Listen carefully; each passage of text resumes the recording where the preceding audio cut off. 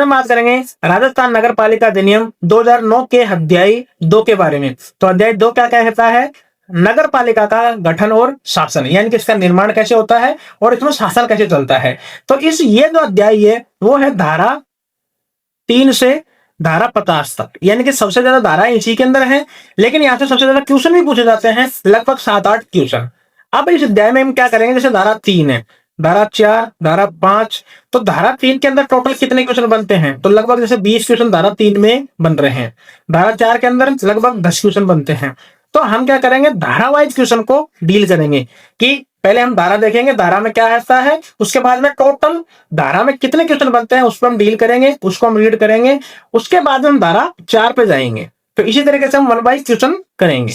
इसमें आपको एक अच्छी चीज मिलेगी, जैसे कि आपने बुक पढ़ी हो या नहीं पढ़ी हो, अगर आपने बुक कभी भी नहीं पढ़ी तो भी आपको इन क्वेश्चन के माध्यम से आपकी थ्योरेटिकल है वो पोर्शन आपका धीरे धीरे कनेक्टेड होता जाएगा, एक के साथ में एक क्वेश्चन, तो आपकी वो थ्योरी भी क्लियर होती जाएगी।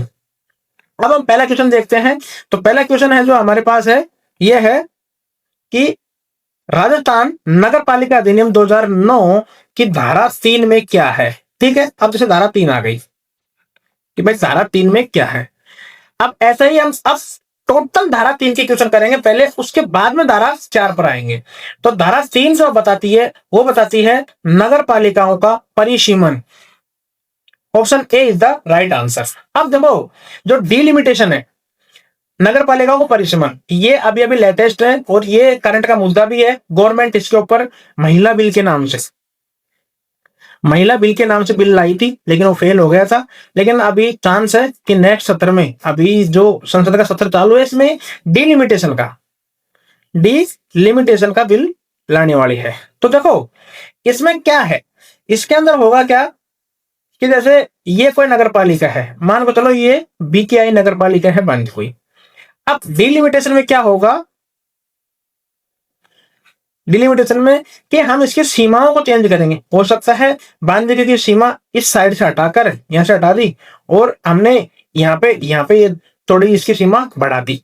तो इस तरीके से जो डिलिमिटेशन का काम होगा वो राज्य सरकार करेगी नगर पालिका के अंदर। तो वो किस तरीके से होगा इसको हम आगे देखेंगे। तो A is the right answer, नगर पालिकाओं का परिसीमन। ठीक है, डिलिमिटेशन। नेक्स्ट क्वेश्चन बात करेंगे हम, क्वेश्चन नंबर 2। तो देखो दूसरा क्वेश्चन क्या कहता है कि राजस्थान नगर पालिका 2009 के अनुसार राज्य सरकार राजपत्र में प्रकाशित अधिसूचना द्वारा स्थानीय क्षेत्र के संबंध में क्या क्या कर सकती है। किसके क्षेत्र में? स्थानीय क्षेत्र। मान लो कोई जगह है, मान लो ये कोई जगह है जो राजस्थान के अंदर आती है। ठीक है, अब जो कोई ये लैंड है उसके बारे में राजस्थान सरकार के पास में क्या क्या शक्तियां प्राप्त है। तो देखो ये कहता है कि हमारे पास ये जगह है, उसको हम क्या कर सकते हैं, ए ऑप्शन में किसी भी स्थानीय क्षेत्र को, हम बात कर रहे हैं स्थानीय क्षेत्र को लेकर, तो ये कहता है कि हम नगर पालिका घोषित कर सकते हैं। यानी कि अगर राजस्थान सरकार चाहे तो इस एरिया को नगर पालिका बना देगा। बी में क्या कहता है कि स्थानीय क्षेत्र को नगर पालिका में शामिल भी कर सकता है। यानी कि अगर कोई नगर पालिका है, यहाँ पे कोई दूसरी चल रही है नगर पालिका जैसे बीकेआई, तो हो सकता है बीकेआई के पास वाले क्षेत्र को बीकेआई में शामिल कर दे। तो ये शक्ति किसके पास है? राज्य सरकार के पास में। सी ऑप्शन क्या कहता है हमको, किसी भी स्थानीय क्षेत्र को नगर पालिका से अपवर्जित कर सकती है। तो भाई ये भी राजस्थान सरकार के पास पावर होता है कि भाई जैसे बांदीकुई का कोई एरिया है, भाई वो चाहती है कि यहाँ पे नगर पालिका नहीं हो, यहाँ पे जेडीए होना चाहिए या कोई दूसरा कोई प्राधिकार क्षेत्र होना चाहिए। तो ये इस एरिया को भी हटा सकती है। डी क्या बोलता है, नगर पालिका की सीमाओं में परिवर्तन कर सकती है। बिल्कुल राइट, ये भी राज्य सरकार के पास पावर होती है। तो देखो चारों ऑप्शन है, चारों ऑप्शन बिल्कुल राइट है, ऑल ऑफ दीज।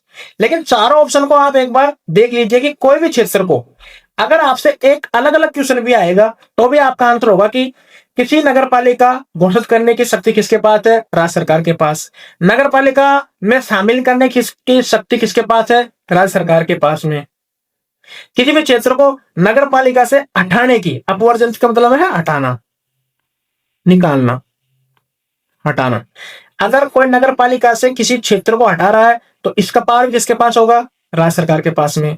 अगर कोई नगर पालिका है, अगर कोई नगर पालिका है, इसकी अगर सीमाओं के अंदर कुछ चेंजेस करना है, वो शक्ति किसके पास है? राज्य सरकार के पास। तो ये सारा का सारा ऑप्शन करेक्ट है। ये चारों ऑप्शन से अलग अलग क्वेश्चन भी आ सकता है, आप इसको ध्यान में रखिएगा, इंपॉर्टेंट क्वेश्चन है और लॉजिकल क्वेश्चन है। ठीक है, क्वेश्चन नंबर 3 पे चलते हैं। क्वेश्चन नंबर 3 क्या कहता है? राजस्थान नगर पालिका अधिनियम 2009 के अनुसार यदि किसी स्थानीय क्षेत्र को नगर पालिका घोषित की जाए या नगर पालिका में शामिल कर लिया जाए, देखो कंडीशन 2 है यहाँ पे। एक तो है कि भाई जैसे कोई क्षेत्र है ये वाला, ये मान के चलो ए क्षेत्र है, तो ये कहता है कि भाई इसको नगर पालिका बना दे, तो कौन बनाएगा? राज्य सरकार, राजस्थान सरकार, या तो ये कर दे। ये कहता है कि किसी नगर पालिका में शामिल करता है, मान ले यही अपने पास ए नाम की जगह है कोई स्थानीय क्षेत्र, और पास में कोई अगर नगर पालिका चल रही है, जैसे यहां बांदीकुई के पास में नगर पालिका है, ये नगर पालिका है, इसका पास का क्षेत्र है ए, तो अगर राज्य सरकार चाहे तो ए को या बांदीकुई नगर पालिका में भी शामिल कर सकता है। तो दोनों कंडीशन है, कंडीशन 1 और कंडीशन 2, समझ गए? तो अब हम देखते हैं कि इसके रेफरेंस में आंसर क्या होगा। तो देखो, ए ऑप्शन है सदस्यों का निर्वाचन 6 माह के भीतर करवाया जाएगा, राइट? 6 माह के भीतर करवाया जाएगा निर्वाचन, बिल्कुल राइट। तो ए इज द इसका करेक्ट आंसर होगा। ये बोल रहा है कि जो ए स्थान है, या तो इसको नगर पालिका बना दो, तो इसमें जो बनाएंगे, जब बजट के अंदर राजस्थान सरकार पास करेगी उसके 6 महीने के बाद में यहां पे क्या होंगे? सिलेक्शन होंगे। सेम कंडीशन यहां पे है, ए वाली जो जगह है उसको बांदीकुई नगर पालिका में मिला दिया, तो जो ये स्थान है, तो यहां पे जो सदस्य नहीं होंगे तो उनका चुनाव करवाएंगे हम कहां पे? 6 माह के भीतर, 6 माह के भीतर, राइट? तो ए इज द आपके पास करंट आंसर है, राइट? अगला क्वेश्चन देखते हैं। राजस्थान नगर पालिका अधिनियम 2009 के अनुसार यदि किसी स्थानीय क्षेत्र को नगर पालिका से अपवर्जित किया जाए, देखो क्या बात, अपवर्जित किया जाए तो क्या होगा? यानी कि हटाया जाए। अपवर्जित मतलब है हटाना, ठीक है? अब ये क्या कह रहा है, देखो, यानी कि ये अपने पास अभी नगर पालिका थी बांदीकुई, इसको मैं बीकेआई लिख देता हूं शॉर्ट में। अब ये कह रहा है कि किसी क्षेत्र को, यानी कि भाई ये एक जगह है, ठीक है, ये यहां जगह से कोई रोड निकल रहा है, या कोई नेशनल हाईवे निकल रहा है, या कोई इंडस्ट्री आ रही है, या किसी भी भाई कोई ग्राउंड बन रहा है मान के चलो, तो इस एरिया को ये हटाना चाहता है यहां से, मान लो। तो इस एरिया में कोई सदस्य भी होगा, जो इस एरिया का कोई सदस्य होगा, पार्षद होगा, तो ये है ए ऑप्शन। ए ऑप्शन क्या कह रहा है कि नगर पालिका से अपवर्जित क्षेत्र, यानी कि जो हटाया गया क्षेत्र है ये वाला, के सदस्यों को हटा दिया जाएगा। ये नियम है कि भाई यहाँ पे जो सदस्य होगा उसको बाहर कर दिया जाएगा, उसको हटा दिया जाएगा, कहां से? बांदीकुई की नगर पालिका से, राइट? तो ये सदस्य हट जाएगा और इसका की कोई वैल्यू नहीं होगी सदस्य की बाद में, ना कोई ये मेंबर होगा, ना कोई ये। अच्छा, यहाँ पे अगर मान के चलो यहाँ पे जो सदस्यता चुना हुआ वो अध्यक्ष है या उपाध्यक्ष है, वो कोई भी हो, लेकिन अगर किस एरिया से कोई भी एरिया है जो चुनकर जो नगर पालिका में गया है, वो समाप्त हो जाएगी उसकी सदस्यता, राइट? तो ये कह रहा है कि नगर पालिका से अपवर्जित क्षेत्र के सदस्यों को हटा दिया जाएगा। A is the right answer, right? Next question. Rajasthan नगर पालिका अधिनियम 2009 के अनुसार यदि किसी एक नगर पालिका की सीमाओं को, ठीक है, दूसरी नगर पालिका में शामिल कर लिया जाए, ठीक है।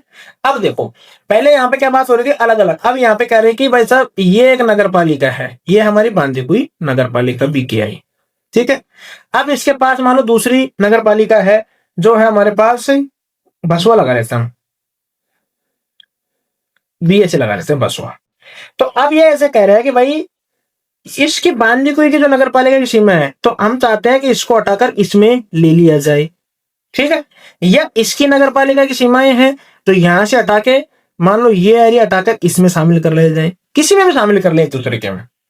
तो ये क्या कह रहा है इसका आंसर, तो ए ऑप्शन आप पढ़ोगे तो इसमें है कि शामिल की गई नगर पालिका के सदस्य तथा अध्यक्ष उपाध्यक्ष शामिल की जाने वाली नगर पालिका के सदस्य ही रहेंगे, राइट। अब इसको दोबारा समझते हैं, इस क्वेश्चन को देखो।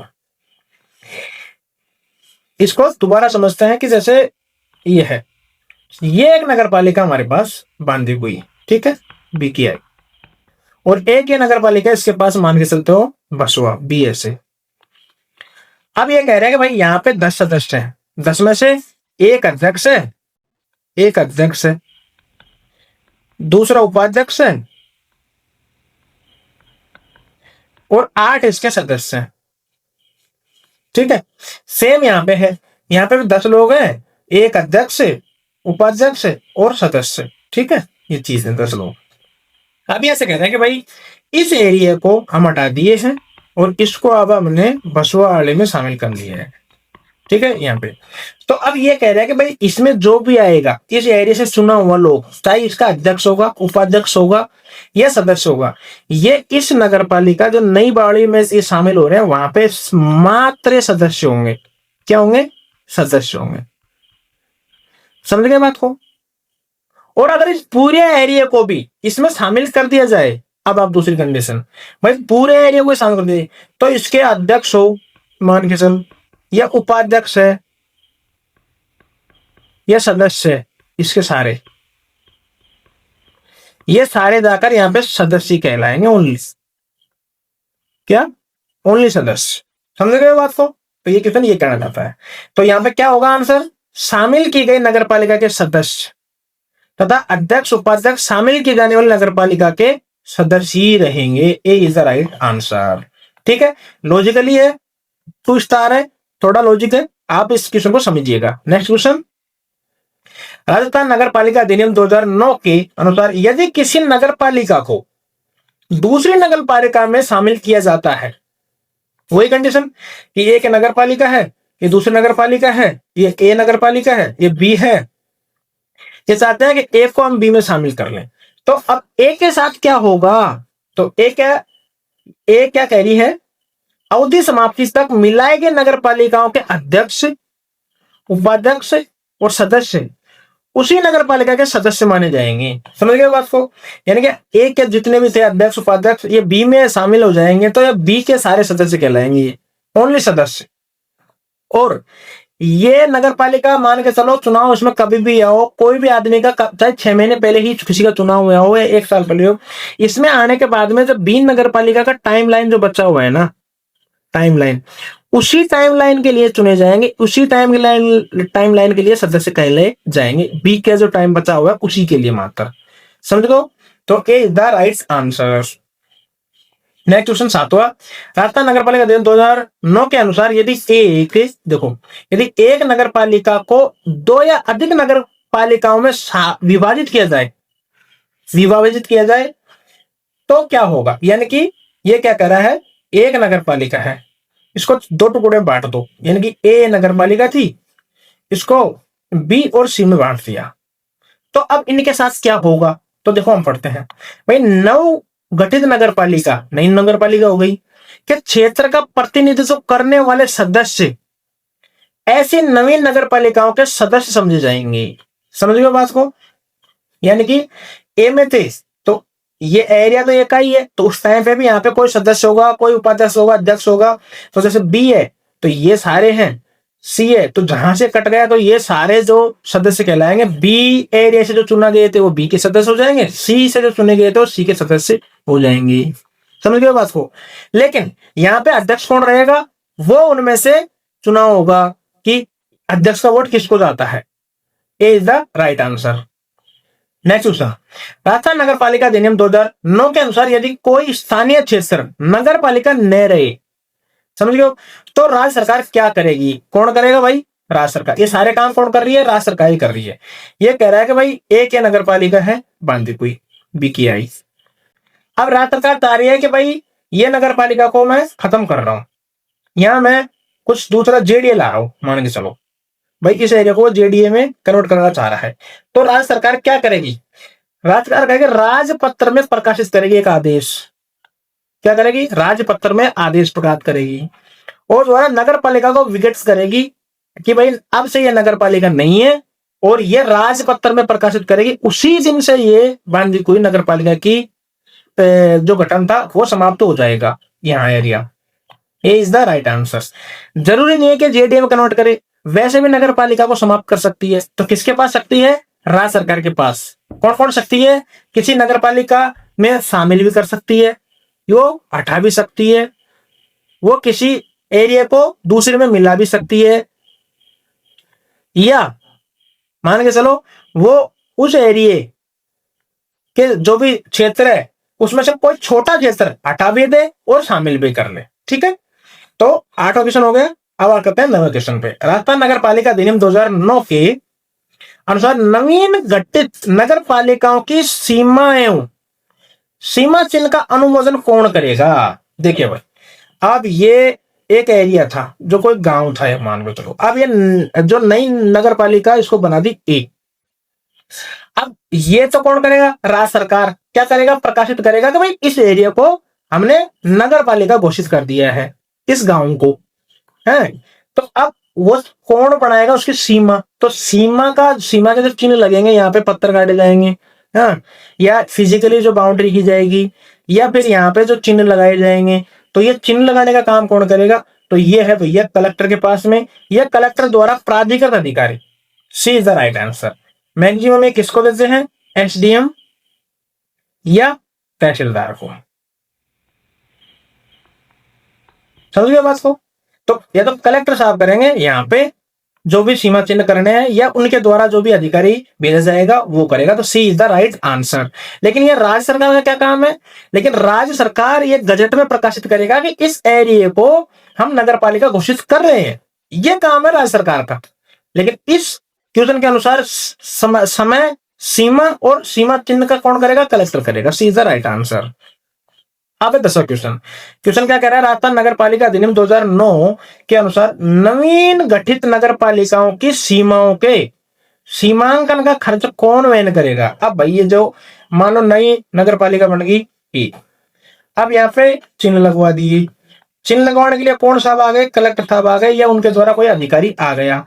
तो भैया ये जो खर्चा करा जाएगा ना, वो नई जो नगर पालिका है, ये नगर पालिका बनी है, उसी के खर्चे से किया जाएगा, स्वयं के खर्चे से। समझ गए बात? स्वयं का खर्चा होगा। बी इज द संबंधित नगर पालिका अपने खर्चे पर करवाएगी। B is the right answer. समझ गए बात? अगला क्वेश्चन। राजस्थान नगर पालिका अधिनियम 2009 के अनुसार यदि कोई स्थानीय क्षेत्र नगर पालिका न रहे तो नगर पालिका निधि का शेष धन एवं संपत्ति किसमें निहित हो जाएगा? ठीक है, मान के चलो ये बांधी हुई नगर पालिका है बीकेआई। अब राजस्थान सरकार ने एक गजट निकाला, गजट, और उसमें बोल दिया कि भाई इस तारीख से डेट दे दी, इस तारीख से इस नगर पालिका का अस्तित्व खत्म होता है। तो अब इस नगर पालिका को कुछ बजट भी होगा जो बच रहा होगा, तो उस संपत्ति का क्या होगा? तो वो संपत्ति है जो क्या करेगी? राज्य सरकार के पास चले जाएगी। Right, C is the right answer. वो राज्य सरकार के अंदर निहित हो जाएगी।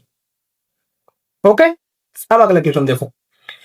राजस्थान नगर पालिका अधिनियम 2009 के अनुसार यदि कोई नगर पालिका अस्तित्व में नहीं रही, यानी कि नगर पालिका हटा दी और उसकी आगम राशि शेष हो, अब नगर पालिका में कोई टेंट वगैरह दे रखे थे, या कोई लीज पे दे रखी थी कोई चीज, अब वो वापस भी आ रही है, या कोई पैसा बकाया था, तो उसका उपयोग कहां किया जाएगा?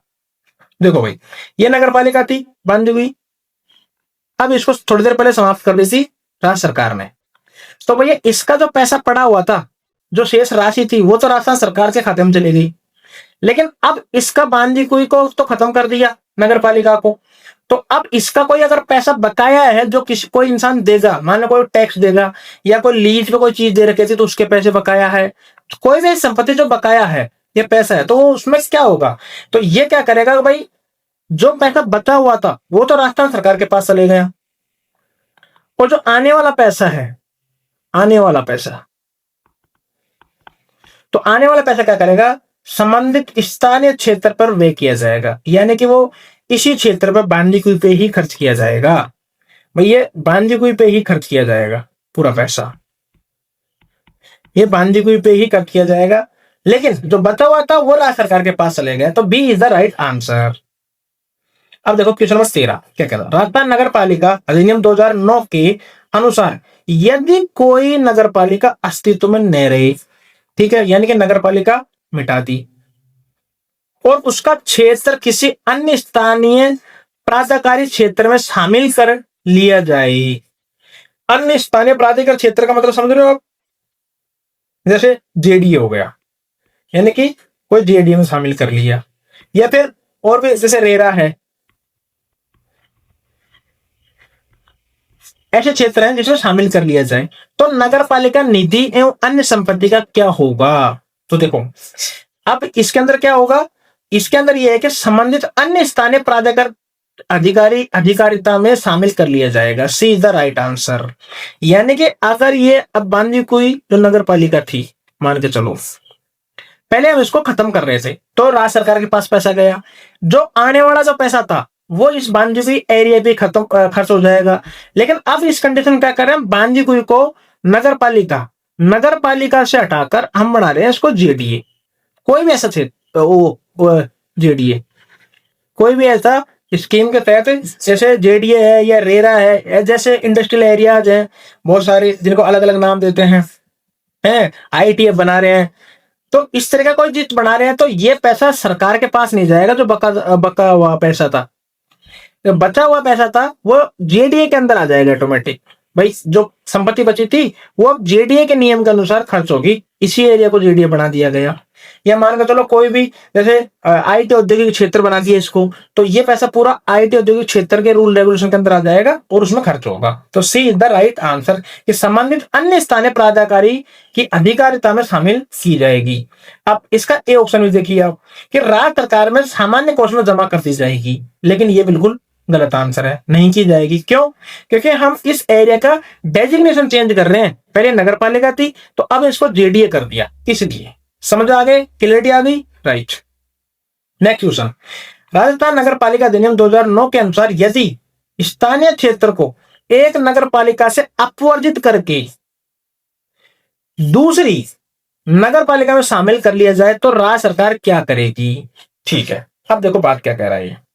ये कह रहा है कि भाई अभी यहां पे बांदीकुई थी नगर पालिका बीकेआई, पास में इसके नगर पालिका है बसुआ भी है, मान लो बीए से, ठीक है। अब ये कह रहा है कि भाई बांदीकुई का कोई क्षेत्र है ये वाला, ये हमने हटा दिया और इसको शामिल कर लिया हमने बसुआ के अंदर, ठीक है। तो राज्य सरकार क्या करेगी? तो राज्य सरकार का काम है यहां से दोनों नगर पालिकाओं से परामर्श कर नगर पालिका का निधि एवं अन्य संपत्ति एवं अधिकार किसी एक नगर पालिका में शामिल कर देगी।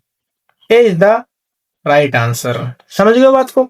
यानी कि भाई अब इस एरिया में थे पार्षद वगैरह सारे थे, अब मामूली तौर पे सामान्य तौर पे तो ये बसवा के सदस्य हो जाएंगे, पूरे के पूरे बसवा नगर पालिका के, चाहे इस एरिया से अध्यक्ष बनाओ, लेकिन इसमें शामिल होते ही अध्यक्ष तो वो सदस्य हो जाएगा, सदस्य हो जाएगा। लेकिन अब इसके जो पैसे भी तो, जहां नगर पालिका का बजट आया था बांदीकुई का, उसमें इस एरिया का भी तो बजट था, तो ये राज्य सरकार तय करेगी। कौन? राज्य सरकार तय करेगी कि इसमें से भैया इतना पैसा आप इनको दे दो, ये पावर, ये क्षेत्र, ये उद्योग, ये इसमें देंगे तो इसको इतना पैसा आपको देना पड़ेगा। तो ये कौन तय करेगा? ये राज्य सरकार तय करेगी। कौन करेगी? राज्य सरकार। तो A is the right answer. दोनों नगर पालिका को बीच में बैठाकर उनसे बातचीत कर परामर्श करके निधि के बारे में, अन्य संपत्ति कोई हो उसके बारे में, कोई भी अधिकार हो ऐसा उसके बारे में, ये आपस में बांटकर किसी एक को दे दी जाएगी। भाई इसके जैसे बिल्डिंग थी तो हो सकता है वो यहाँ पे कोई उद्योग था वो बांदीकुई में रख दो और उसको काट कर उसको बसवा को दे दो, ठीक है। तो ये इज द राइट आंसर। अगला क्वेश्चन, राजस्थान नगर पालिका अधिनियम 2009 के अनुसार यदि कोई आवास घर है, कोई विनिर्माणशाला, भंडार गृह है, कोई गोदाम है, कोई वियर हाउस है अनाज का वगैरह का, या कोई उद्योग कारोबार है, का स्थान दो या अधिक नगर पालिका क्षेत्रों की सीमाओं के भीतर आता है स्थित हो, तो राज्य सरकार क्या करेगी?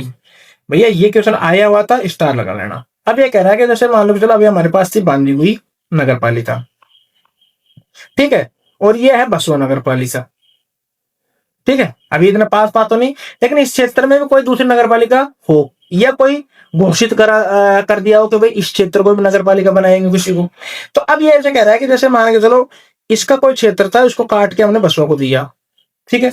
अब यहाँ पे कोई उस टाइम पे बिल्डिंग थी जो दोनों एरिया के अंदर आ रही है, मान के चलो ये यहाँ पे कोई गोदाम था पड़ा, वियर हाउस था, तो अब ये दोनों के अंदर आ रहा है, आधा इधर को आधा इधर को। तो ये किस नगर पालिका के अंदर आएगी? बांदीकुई के अंदर आएगी या भसवा के अंदर आएगी? ये तय करेगी कौन? राज्य सरकार तय करेगी। कौन करेगी? राज्य सरकार तय करेगी। और राज्य सरकार में क्या करेगी? एक अधिसूचना जारी करेगी, उसे किसी एक नगर पालिका क्षेत्र का भाग घोषित कर सकती है। P is the right answer. यानी कि वो ये बोल देगी कि भाई ये जो गोदाम है वो बांदीकुई के अंदर आएगा या भसवा के अंदर आएगा। कैसे करेगी? ये अधिसूचना जारी करेगी, एक ऑर्डर पास करेगी, उसके अंदर क्लियर कट लिखा होगा कि भाई ये है उद्योग इसके अंदर आएंगे और ये उद्योग इसके अंदर आएंगे। मान के चलो इस लाइन पे 2-3 फैक्ट्री है, कंपनीज है, तो हो सकता है ए 2 इसको दे दे, 2 इसको दे दी। तो इस तरीके से बांटने का काम कौन करेगी? राज्य सरकार करेगी। नेक्स्ट क्वेश्चन, राजस्थान नगर पालिका अधिनियम 2009 के अनुसार यदि किसी स्थानीय क्षेत्र को किसी नगर पालिका में शामिल कर लिया जाता है तो उस क्षेत्र में कौन सा नियम एवं आदेश लागू होंगे? तो भाई ये ऐसा कह रहा है कि ये कोई एरिया है ए, ठीक है। अब ये है नगर पालिका बांदीकुई, बीकेआई। अब बीकेआई नगर पालिका के बाहर का कोई एरिया है, उसको हमने इसके अंदर ही शामिल कर लिया।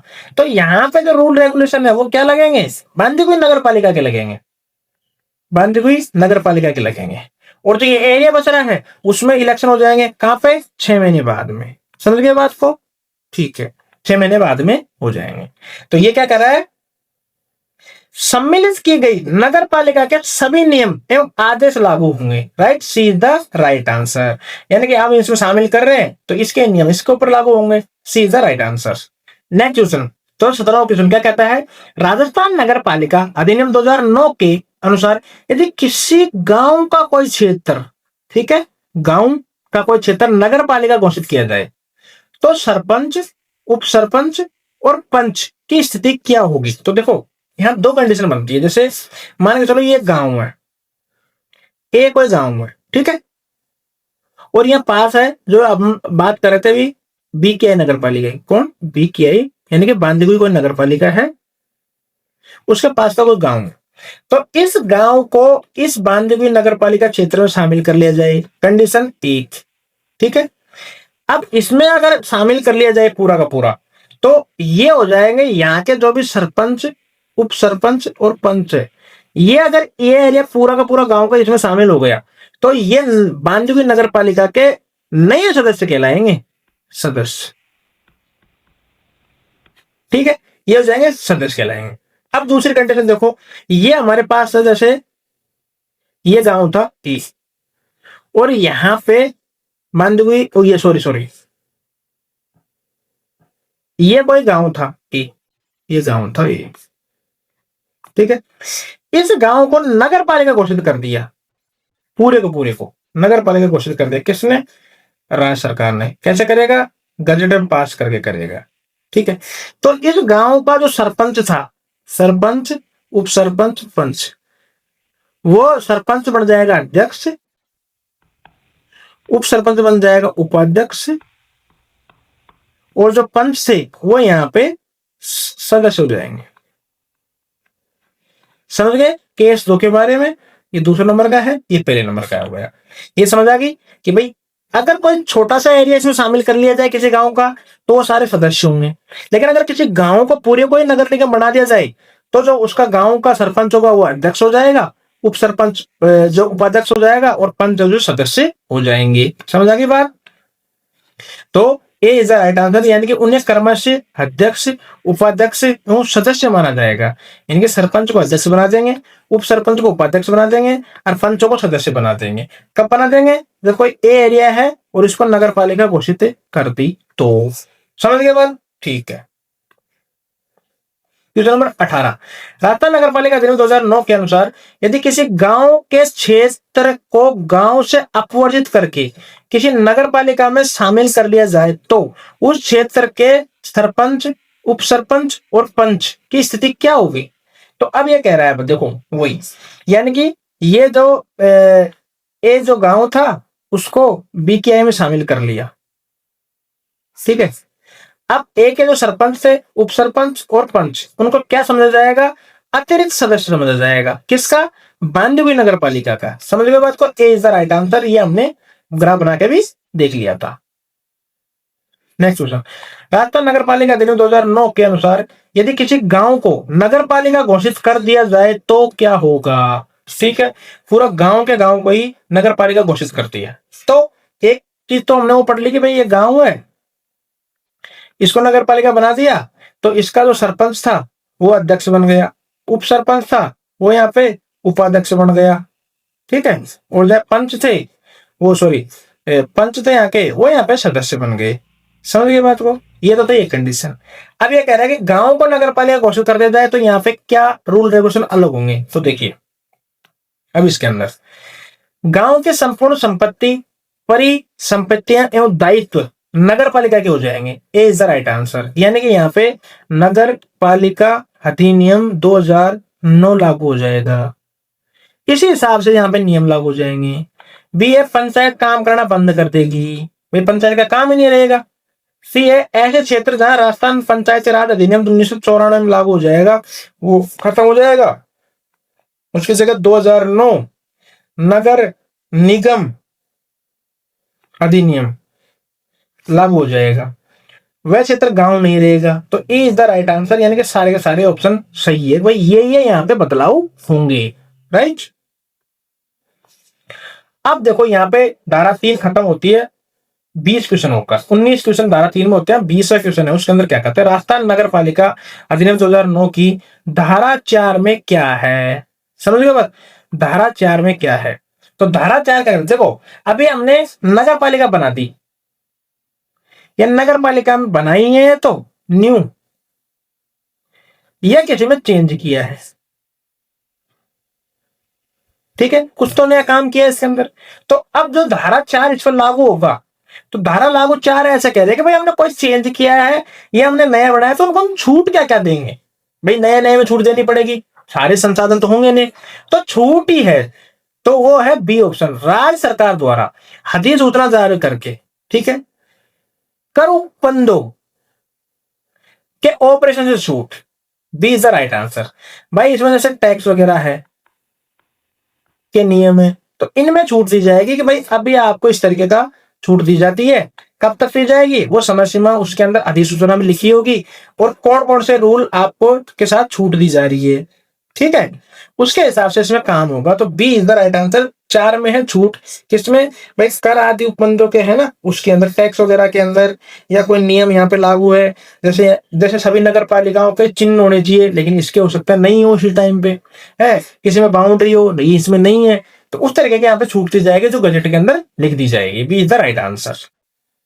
अगला क्वेश्चन 21 क्या कह रहा है, राजस्थान नगर पालिका अधिनियम 2009 के अनुसार किसी नगर पालिका को अधिनियम के उपबंधों के प्रवर्तन से छूट देने की शक्ति किसके पास है?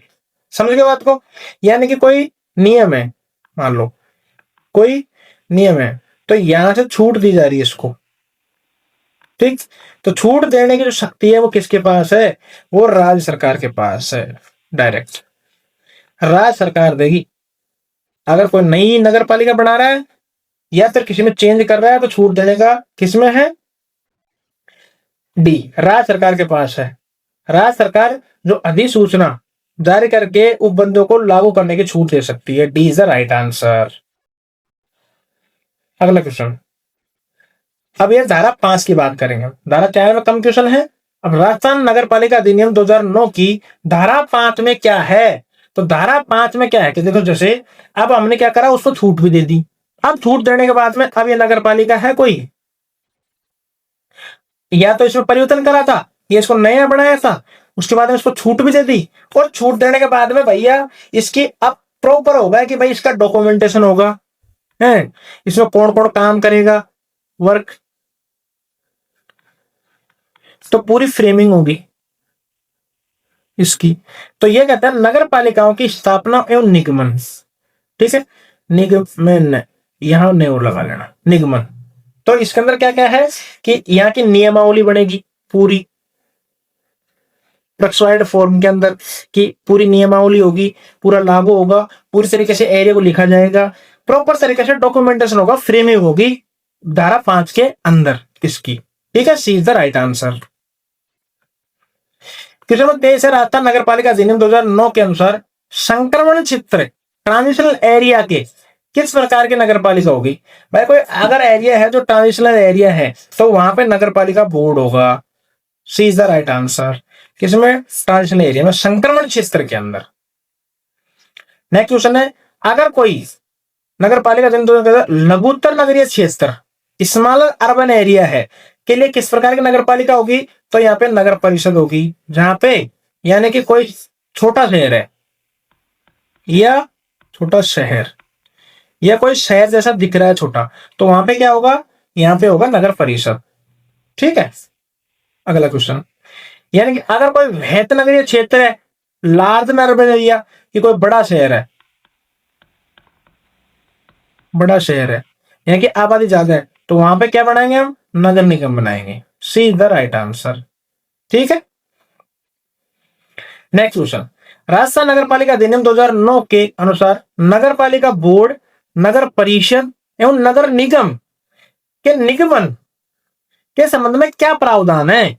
ठीक है, तो निगमन यानी कि नियमावली होगी, तो उस नियमावली के अनुसार क्या क्या होंगी? तो ये देखो, शासन अधिकार हो गए भाई, शासन का अधिकार होगा। शासन का मतलब हो गया कि यहाँ पे कोई ईओ की पोस्ट भी होगी। ठीक है, उसके बाद में यहाँ पे रेवेन्यू ऑफिसर की पोस्ट हो, या इसके बाद में एलडीसी की पोस्ट हो, यूडीसी की पोस्ट हो। तो इस तरीके से कोई जहाँ पे कार्य करेंगे तो उसका प्रॉपर डॉक्यूमेंट्स होगा भाई, कौन कौन होगा, कौन कौन नहीं होगा। इसमें जैसे कि अध्यक्ष के चुनाव है, उपाध्यक्ष के चुनाव है, तो ये सारे इसके अंदर नियमावली होंगी। उसका उत्तराधिकार होगा कि भाई इसके उत्तरदायी कौन है। यहाँ के सामान्य मुहर होगी, यहाँ पे कॉमन सील होगी कि भाई ये नगर पालिका है, इसकी सील होगी। उसका किसको सील दी जाएगी, पावर किसके पास होगा, सारे नियम होंगे। ठीक है, चीज है ये एक बॉडी कोऑपरेट होगा, निगम निकाय होगी, यानी कि प्रॉपर तरीके से ये स्ट्रक्चरल हो जाएगा। एक होता है ना भाई, एक कंपनी बना दी, अब ये कंपनी के अंदर काम करेगा तो इस कंपनी के रूल रेगुलेशन हो जाएंगे। उसी तरह करती है बॉडी कॉर्पोरेट हो जाएगा, यानी कि इसके अंदर नियमावली हो जाएगी, कैसे कैसे काम होंगे, क्या क्या होंगे। तो D is the right answer. ये सारे की सारी चीजें इसके अंदर लागू हो जाएंगी और इसी तरीके से इसके अंदर अब आगे काम बढ़ेगा। नेक्स्ट क्वेश्चन, राजस्थान नगर पालिका अधिनियम 2009 के अनुसार यदि राज्यपाल अधिसूचना, समझिए स्टार क्वेश्चन है, राज्यपाल अधिसूचना द्वारा किसी क्षेत्र को औद्योगिक नगरी इंडस्ट्रियल टाउनशिप के रूप में निर्दिष्ट कर दे तो क्या हुआ? यानी कि कोई एरिया है, अब यहाँ पे कुछ भी नहीं है इस टाइम पे, यानी कि कोई खाली एरिया पड़ा है या कोई एरिया है ये, अगर यहाँ पे जेडीए बना दिया, किसने? इस एरिया को जेडीए कन्वर्ट कर दिया, किसके द्वारा? ये राज्यपाल के द्वारा। कौन कर रहा है? राज्यपाल। तो यहाँ पे नगर निगम की स्थापना नहीं हो सकती, तो वहां पर नगर पालिका की स्थापना नहीं की जा सकती। B is the right answer. ठीक है, तो इस एरिया के अंदर नहीं हो सकती। कब नहीं हो सकती? जब राज्यपाल अधिसूचना लाकर किसी एरिया को इंडस्ट्रियल टाउनशिप घोषित कर दे तो। राइट, अगला क्वेश्चन, राजस्थान नगर पालिका अधिनियम 2009 के अनुसार राज्य सरकार किसी नगरीय क्षेत्र के सांस्कृतिक, ऐतिहासिक, पर्यटन आदि महत्व को ध्यान में रखते हुए क्या कर सकती है? देखो भाई, जैसे मान लो हमारे आसपास आबानेरी है, ठीक है, आप लोग कभी घूमने गए हो आबानेरी? तो कमेंट करके बताइएगा। तो जैसे आबानेरी है तो ये सांस्कृतिक दृष्टि से भी, ऐतिहासिक दृष्टि से भी, पर्यटन की दृष्टि से भी ये महत्व इंपोर्टेंट एरिया है। ठीक है, तो अगर ये इंपोर्टेंट एरिया है तो राज्य सरकार यहाँ पे क्या कर सकती है? तो राज्य सरकार इसको नगर पालिका से हटाकर वहां विकास प्राधिकरण घोषित कर सकती है। ठीक है, उस क्षेत्र को नगर पालिका से हटाकर वहां B is the right answer. तो यहां पे जैसे ये विकास प्राधिकरण, डेवलपमेंट, जैसे कि ये आबनेरी, तो आबनेरी डेवलपमेंट वो अथॉरिटी घोषित कर सकती है कोई भी नगर, अगर मान लो यह नगर पालिका हो। जैसे कोई जैसे है भंडारेज है, अभी नया नया बना है भंडारेज, ये नगर पालिका है मान लो। ठीक है, तो यहाँ पे ये भंडारेज के अंदर यहाँ पे बाउरी है, तो ऐसे औद्योगिक क्षेत्र, पर्यटन के क्षेत्र से भी, ऐतिहासिक क्षेत्र से भी और सांस्कृतिक क्षेत्र से भी ये है। तो हो सकता है इसको राज्य सरकार के पास है कि भंडारेज डेवलपमेंट अथॉरिटी घोषित कर सकती है। तो उस क्षेत्र को नगर पालिका से हटाकर वहां विकास प्राधिकरण घोषित किया जा सकता है। राइट।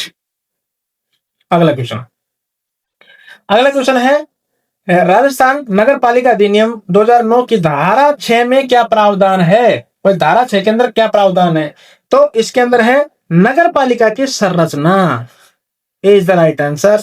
ये क्वेश्चन भी पूछा गया था, बहुत इजी क्वेश्चन था, डायरेक्ट जिसने धारा याद कर रखी थी। नगर पालिका की संरचना किस में आती है, धारा 6 के अंदर आती है। राइट। राजस्थान नगर पालिका अधिनियम 2009 के अनुसार नगर पालिका के सभी वार्डों के स्थान किस प्रकार भरे जाएंगे। ठीक है, यानी कि नगर पालिका उन्हें बना दो दी भाई, नगर पालिका बना दी। अब यहाँ पे कहते हैं कि भाई इतनी यहाँ पे सीट होंगी, ठीक है, मिनिमम कितनी होंगी, 13 होंगी। लेकिन मान के चलो यहाँ पे है 20 है, ठीक है, तो 20 के 20 सदस्य कैसे भरी जाएंगी, तो ये है यहाँ पे प्रत्यक्ष निर्वाचन के आधार पर भरा जाएगा। किस पे, प्रत्यक्ष निर्वाचन किया जाएगा। 20 the right answer, direct voting किया जाएगा। समझ गए बात, वोटिंग, प्रत्यक्ष निर्वाचन करवाया जाएगा। B is the right answer. कैसे भरा जाएंगे इस स्थान को, प्रत्यक्ष निर्वाचन के आधार पर भरा जाएगा। नेक्स्ट क्वेश्चन, राजस्थान नगर पालिका अधिनियम 2009 के अनुसार किसी भी नगर पालिका में वार्डों की कम से कम कितनी संख्या होगी। वार्ड यानी कि ये नगर पालिका है, तो यहाँ पे हम कितने वार्ड बनाएं, यानी कि कितने स्थान बनाएं जहां से चुनाव होंगे। तो यहाँ पे जैसे कम से कम कितने हैं, तो ये है कम से कम 13 है भाई, कम से कम 13 है। ये अभी राजस्थान सरकार गजट पास करके इसको बढ़ा भी सकती है, घटा सकती है। तो करंट है अभी तक 13 है, इसलिए राइट आंसर 13 होगा। तो कम से कम, कम से कम कोई भी नगर पालिका बनाए इसमें 13 जरूर होंगे। क्या होंगे, 13। राइट। नेक्स्ट क्वेश्चन की बात करेंगे। अगला क्वेश्चन है राजस्थान नगर पालिका अधिनियम 2009 के अनुसार किसी नगर पालिका में वार्डों की संख्या कौन निर्धारित करेगा। भाई ये नगर पालिका बना दी, अब इसमें कितने वार्ड होंगे, कितने चुनाव के लिए स्थान होंगे, कितने स्थान होंगे, तो ये कौन तय करेगा, तो ये भी भैया राज्य सरकार तय करेगी। राइट, कौन करेगी, राज्य सरकार तय करेगी इसके अंदर। C is the right answer, star लगाना इस क्वेश्चन को भाई। अगला क्वेश्चन की बात करेंगे, राजस्थान नगर पालिका अधिनियम 2009 के अनुसार विधायक एमएलए का प्रतिनिधित्व कहां करेगा। भाई एमएलए बनेगा, मान के चल, जैसे अब इसको हम बाउंड्री के माध्यम से समझते हैं, बांधी हुई है ये नगर पालिका, ठीक है, तो वहां के एमपी हैं, वो एमएलए हैं सैनी जी, ठीक है, उन्हीं के अधिकार क्षेत्र के अंदर बांदीकुई नगर पालिका भी आती है। तो ये कह रहे हैं कि भाई एमएलए का तो प्रतिनिधित्व कहां कहां करेगा। अब मान के चलो, तो ये एमएलए है, अब यहां पे मान के चलो बांदीकुई नगर पालिका नहीं को नगर परिषद होती, नगर परिषद होती, और ये बांदीकुई क्षेत्र के अंदर ही आती, और यहाँ के एमएलए सैनी साहब होते, तो उनके अंदर ही ये क्षेत्र ये भी आता।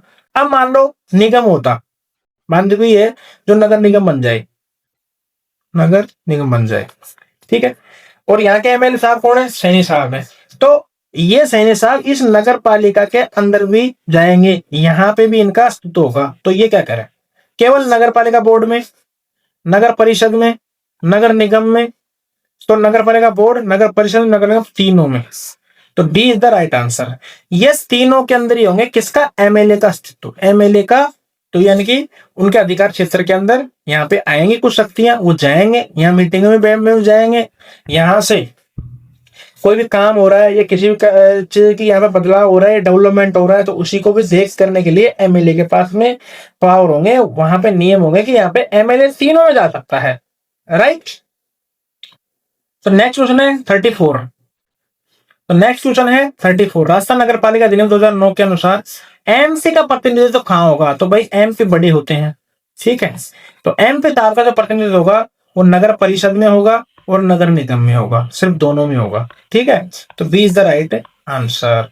एमएलए का कहां होगा, एमएलए का तीनों में होगा, नगर पालिका बोर्ड के अंदर होगा, नगर परिषद में होगा और नगर निगम में होगा। एमपी साल का नगर निगम में होगा और नगर परिषद में होगा, नगर पालिका बोर्ड में नहीं होगा। तो B is the right answer.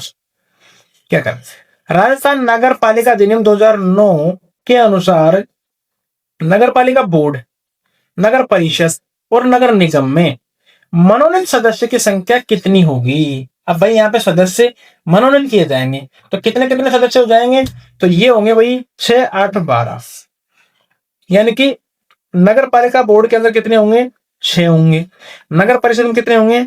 8 होंगे। और नगर निगम के अंदर कितने होंगे? 12 होंगे। कौन होंगे ये? मनोनीत सदस्य, मनोनीत सदस्य। ठीक है, B is the right answer. आगे बात करेंगे नेक्स्ट क्वेश्चन की।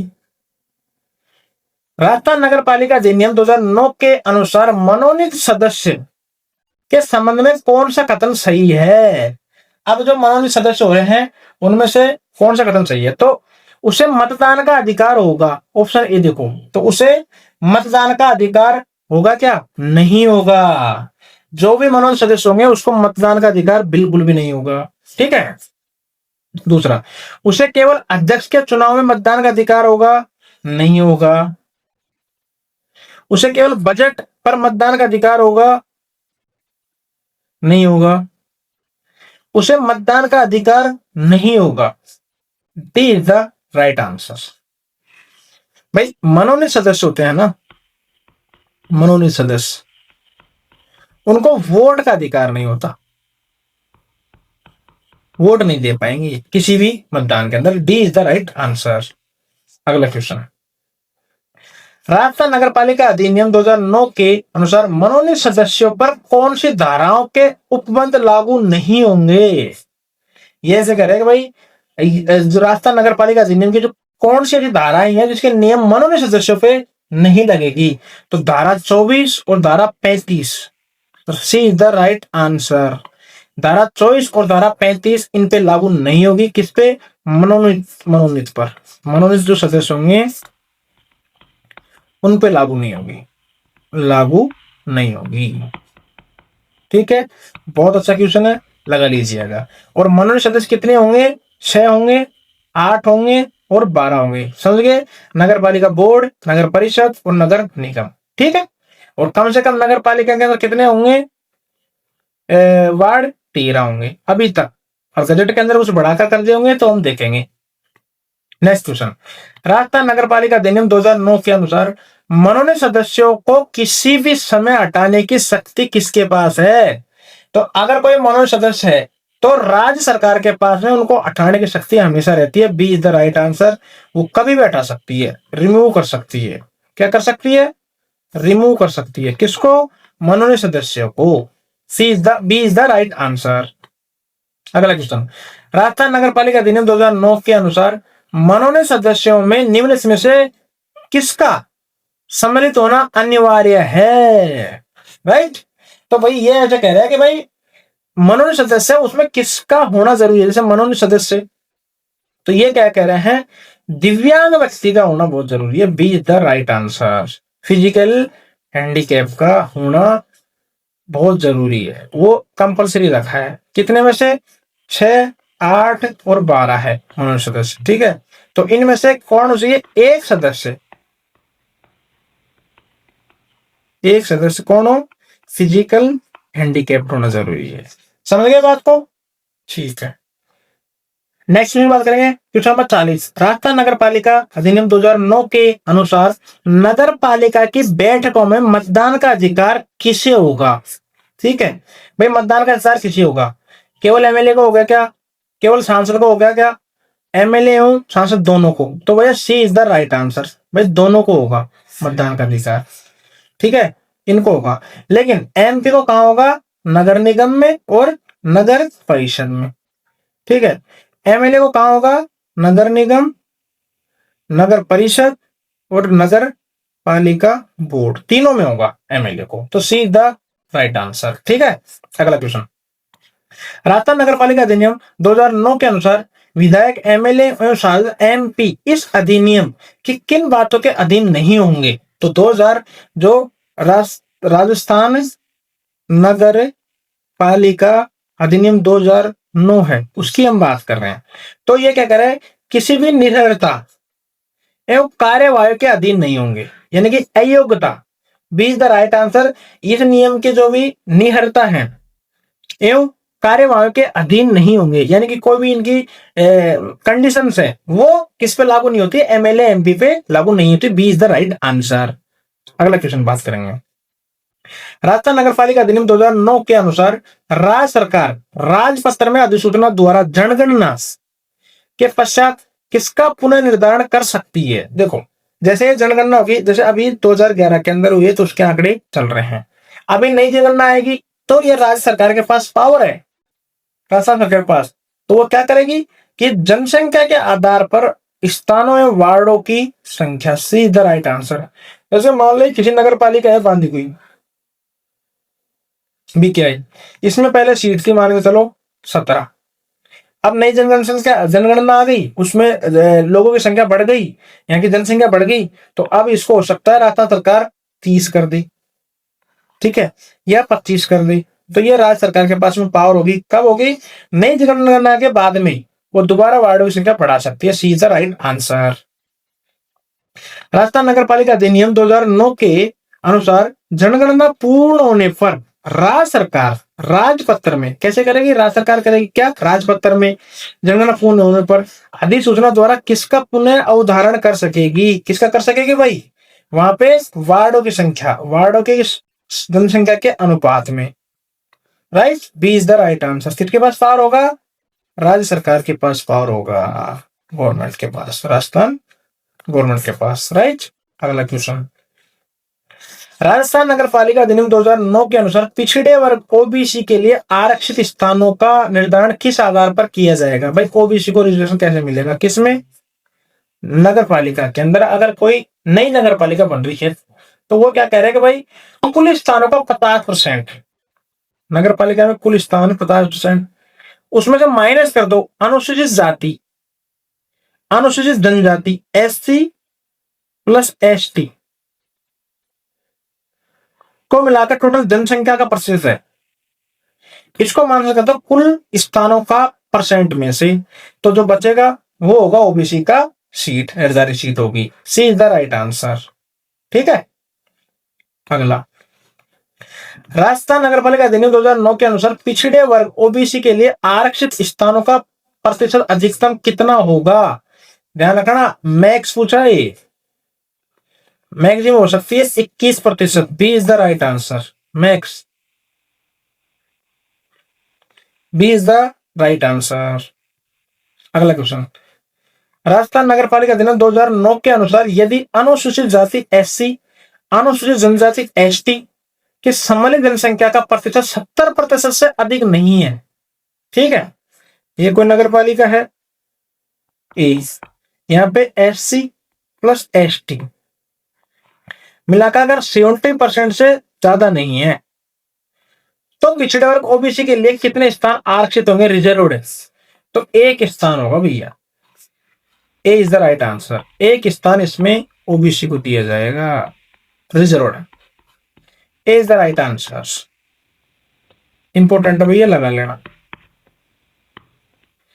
राजस्थान नगर पालिका अधिनियम 2009 के अनुसार अनुसूचित जाति एससी, अनुसूचित जनजाति एसटी एवं पिछड़े वर्ग ओबीसी के लिए आरक्षित स्थानों में से कितने स्थान सम्मानित वर्ग की महिलाओं के लिए आरक्षित होंगे? जैसे मान के चलो यह नगर पालिका ए है, यह एससी की सीट है 5, एसटी की है 10, सॉरी एसटी की 5 है और एससी की 8 है, मानो चलो 8। तो इस एससी में से 8 में से 4 सीट किसी होंगी, एससी महिला की होगी, एससी वुमेन की होगी, समझो बात।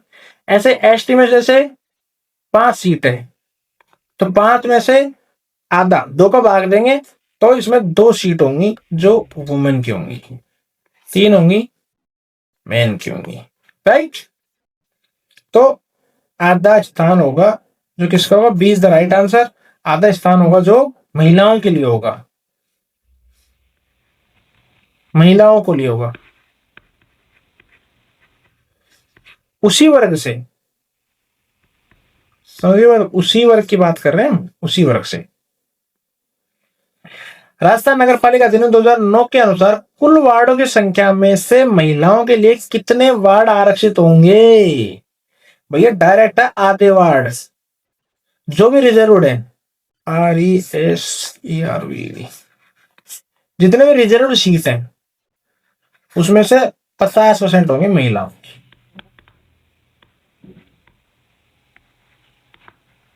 समझिए बात। SC ST OBC तीनों में, B is the right answer. चलिए नेक्स्ट क्वेश्चन, क्वेश्चन नंबर 50 क्या बात कर रहा है? राजस्थान नगर पालिका अधिनियम 2009 के अनुसार धारा 7 किससे संबंधित है? तो धारा 7 की बात की है, तो धारा 7 के अंदर आता है पदावधि यानी कि कार्यकाल, टाइमलाइन। टाइमलाइन किसकी बात कर रहे हैं हम?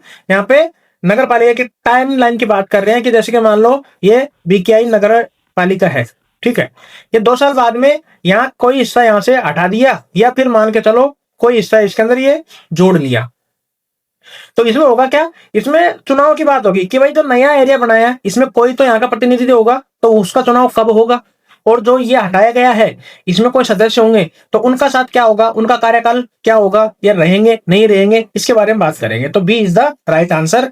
धारा 7 क्या है? पदावधि, टाइम लाइन। स्टार लगा लेना भाई इस क्वेश्चन के, ठीक है। नेक्स्ट क्वेश्चन बात कर रहे हैं, तो राजस्थान नगर पालिका अधिनियम 2009 की धारा 7 के अनुसार नगर पालिका की टाइमलाइन, पदावधि कितनी होगी? देखो अब जो जनरली हमारे राजस्थान में जो टाइमलाइन है वो है 5 वर्ष, लेकिन 5 वर्ष तो है, लेकिन ये कब से है? तो ये है भैया नगर पालिका की जब प्रथम बैठक होगी, पहली बैठक होगी चुनाव के बाद में, जो निश्चित होगी तारीख के कि भाई चुनाव हो गए, चुनाव होने के बाद में ये से करेंगे कि भाई ये 5 तारीख को अपनी पहली बैठक है, तो इस डेट से अगले 5 वर्ष तक इसका कार्यकाल माना जाएगा। तो A is the right option, right. तो इसके अंदर 5 वर्ष तो है ही, लेकिन 5 वर्ष कब से है? प्रथम बैठक से है, और प्रथम बैठक कौन सी? जो निश्चित होगी, नियत तारीख होगी, उससे 5 वर्ष, right. Is the right answer. Next question 52, Rajasthan नगर पालिका अधिनियम 2009 की धारा 7 के अनुसार यदि किसी नगर पालिका को उसकी पदावधि पूर्ण होने पहले से ही विघटित कर दिया जाता है तो नवगठित नगर पालिका की पदावधि क्या होगी? देखो भाई ये कह रहा है कि कोई नगर पालिका है, मान लो BKI नगर पालिका है, अब इसके 5 साल पूरे होने थे 2027 में, मान के चलो, ठीक है भाई, इसके 5 वर्ष हो रहे थे, वो 2027 के अंदर हो रहे थे, लेकिन इसको विघटन कर दिया, तोड़ दिया, तो इसका मतलब ये थोड़ी ना है कि इसका अब आगे का 5 साल रहेगा, नहीं, जो बचा हुआ समय है ना, विघटित नगर पालिका की शेष बची हुई अवधि, सी इज द राइट आंसर। यानी कि जो बचा हुआ समय है, बचा हुआ कहां से? 5 वर्ष में से, राइट।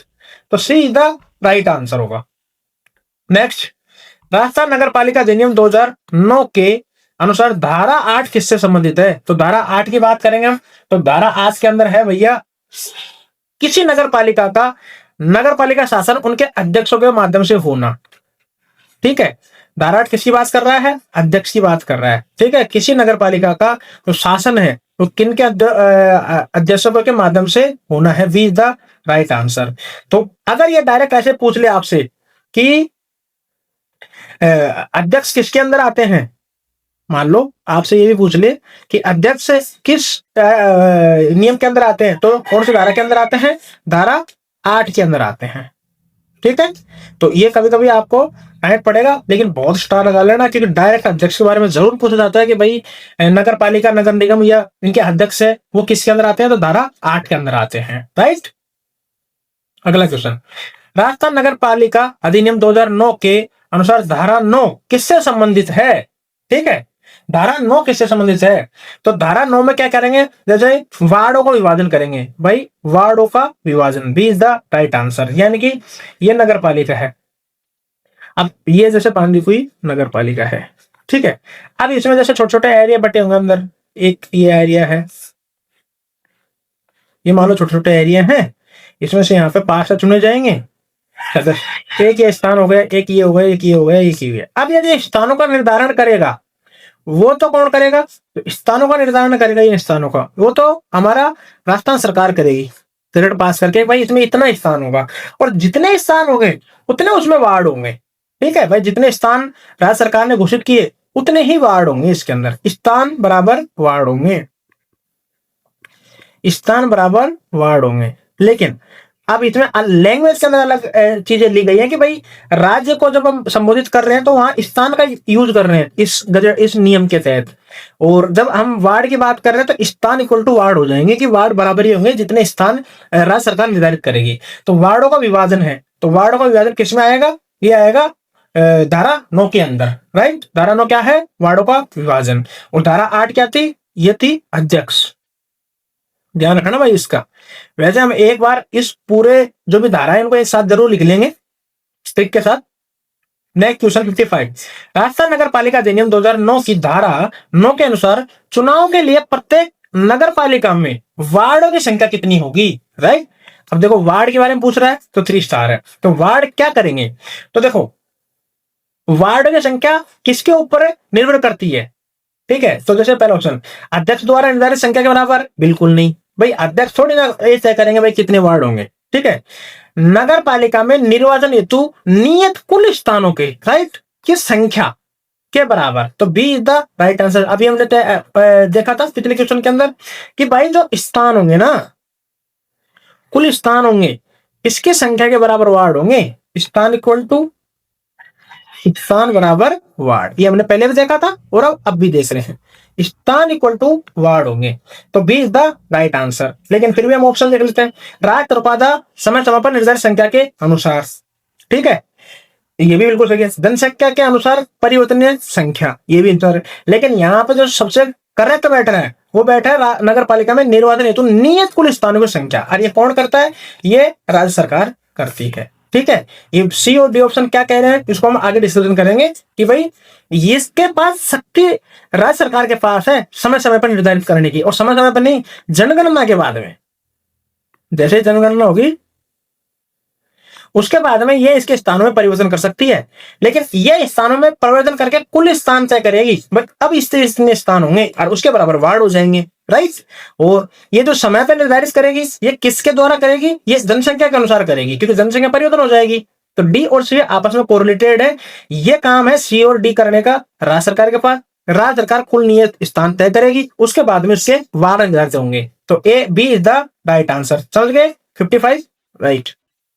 अगला क्वेश्चन देखो क्या कह रहा है 56, राजस्थान नगर पालिका अधिनियम 2009 की धारा 9 के अनुसार प्रत्येक वार्ड देखो का प्रतिनिधित्व किस आधार पर होगा? ठीक है, अब देखो जैसे ये है वार्ड है भाई, मान के चलो ये वार्ड है, 1 2 3 4 मिनिमम 13 होनी चाहिए इसके अंदर, मान लो और भी वार्ड है कुछ।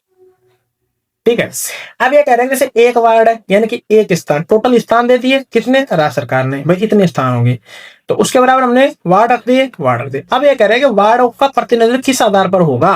तो देखो वार्ड है। अब इसमें कंफ्यूजिंग क्या है? वार्ड के अंदर 2 चीज होगी, एक तो होगी जनसंख्या, ठीक है, और एक होगा मतदाता, मतदाता।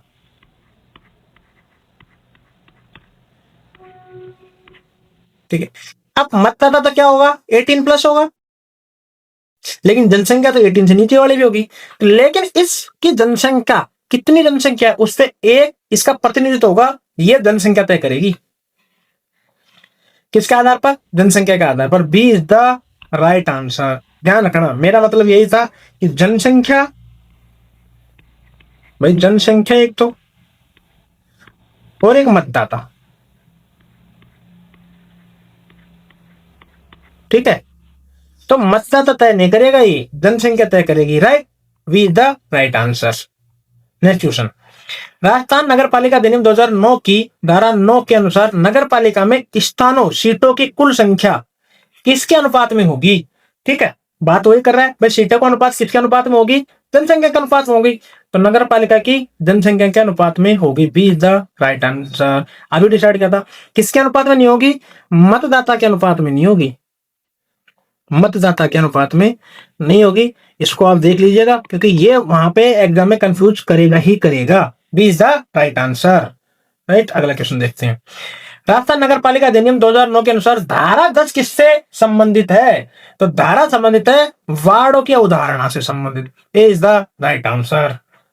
वार्डों की अवधारणा का मतलब क्या है कि जैसे मान लो ये वार्ड है, ठीक है, VKI, तो वार्डों का अवधारणा का मतलब है कि इसमें SC ST OBC है, महिला है,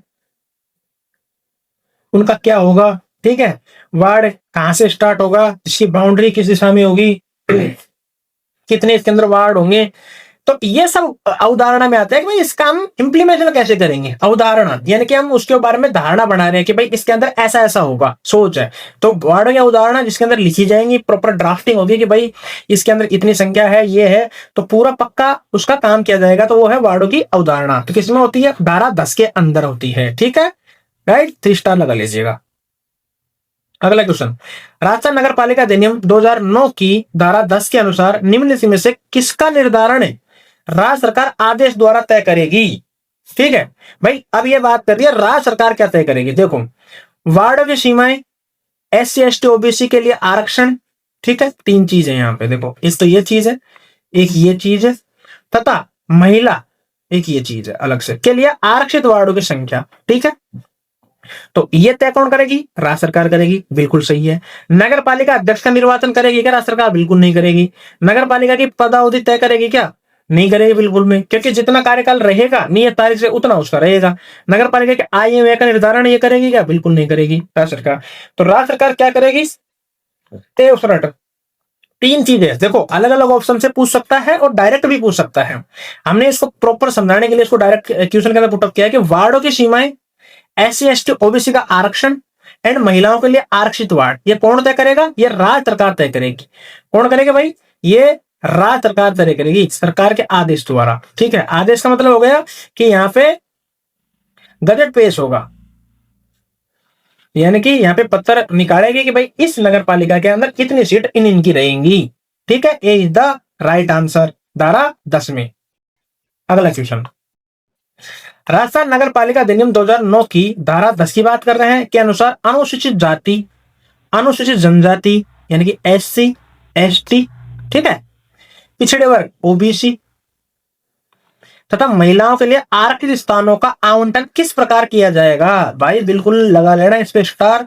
वैसे से डायरेक्ट याद रखने लायक है कि चक्रानुसार करेगा, रोटेशनल आधार पर। B is the right answer, rotational.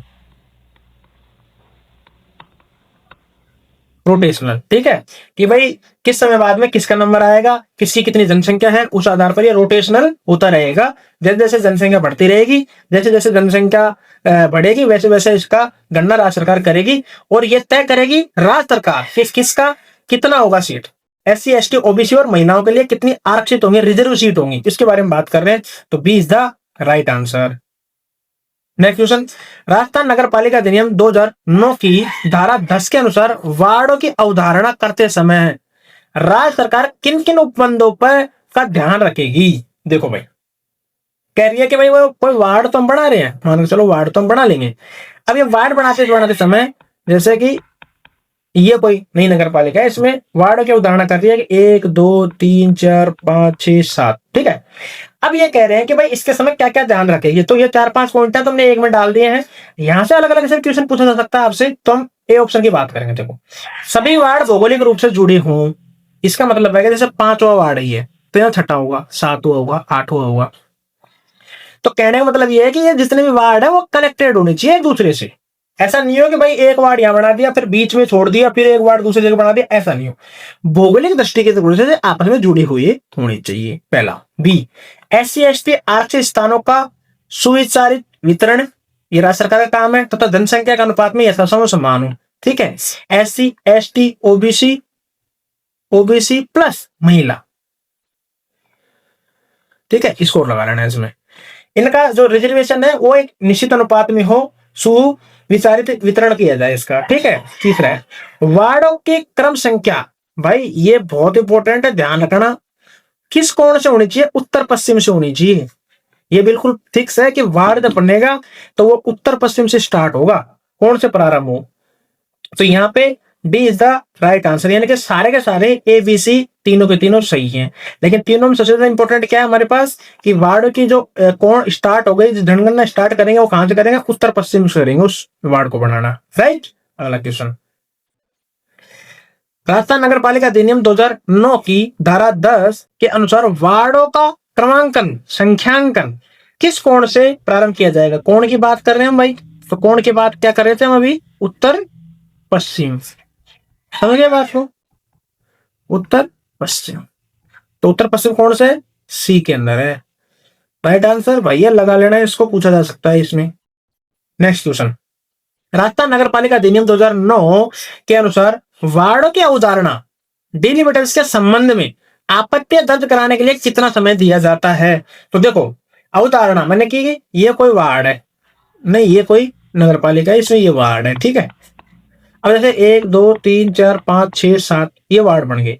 अब अगर वार्ड बनाए जा रहे हैं यहाँ पे, और अगर किसी भी इंसान यहाँ की पब्लिक को, ठीक है, पब्लिक की बात कर रहे हैं, ये कोई और भी हो, अगर इनको इन वार्डों से दिक्कत है तो भैया 7 दिन का समय दिया जाता है आपको वार्ड अवधारणा के बाद में, कि 7 दिन के अंदर आप अपना ऑब्जेक्शन दे सकते हो। ठीक है, कितना आपत्ति दर्ज कब दे सकते हो? आपत्ति दे सकते हो आप 7 दिन के अंदर। तो निश्चित समय है 7 दिन का समय। कहां से? उत्तर पश्चिम से स्टार्ट होगा कोण, राइट, 7 दिन का समय। याद रखिएगा भाई इस समय को। राजस्थान नगर पालिका अधिनियम 2009 के अनुसार धारा 11 किससे संबंधित है? अब धारा 11 की बात कर रहे हैं, तो धारा 11 के अंदर क्या है? निर्वाचन। भाई वार्ड बना दिए, वार्डों की निर्धारण कर दी, अवधारणा कर दी, तो अब वार्ड तो बना दिए हैं, लेकिन वार्ड के अंदर चुनाव तो किए जाएंगे ना। तो चुनाव है जो किसमें आता है? बी ऑप्शन धारा 11 के अंदर आता है चुनाव, ठीक है, इलेक्शन, राइट। कि इसके अंदर किस तरह से इलेक्शन किया जाएगा, क्या एलिजिबिलिटी हुई, कौन अधिकारी होगा, है किस क्रम में उनके चुनाव होंगे, कौन ये आदेश पारित करेगा, किसकी क्या शक्तियां होंगी, ये हम धारा 11 के अंदर पूरी तरह से डिटेल से बात करेंगे। तो चुनाव होगा धारा 11 के अंदर, राइट। अगला क्वेश्चन करते हैं। राजस्थान नगर पालिका अधिनियम 2009 की धारा 11, धारा क्या है? चुनाव, के अनुसार नगर पालिका से संबंधित सभी निर्वाचन का अधीक्षण, निर्देशन व नियंत्रण, ठीक है, किसके द्वारा किया जाता है? भाई देख रेख जांच भी करना है और उनको आदेश भी दिया जाएगा, तो ये किसके द्वारा दिया जाएगा? तो ये दिया जाएगा भाई राज्य निर्वाचन आयोग द्वारा। समझ गए बात को, कि राज्य निर्वाचन आयोग ही इनकी देखरेख करेगा, इनका निर्देशन करेगा, इनको नियंत्रण करेगा, इनका परीक्षण करेगा, इनका परीक्षण देगा, सारी चीज करेगा जो कौन करेगा? निर्वाचन आयोग। ये किसमें आता है? धारा 11 के अंदर आता है। तो 11 इंपोर्टेंट किस हिसाब से है? इलेक्शन से इंपोर्टेंट है, क्योंकि इलेक्शन देश के अंदर बहुत इंपोर्टेंट होते हैं, यहाँ से पूछे जाते हैं कोई भी शर्त एलिजिबिलिटी को लेकर। तो आगे हम नेक्स्ट कुछ करेंगे। तो क्या कह रहा है नेक्स्ट क्वेश्चन?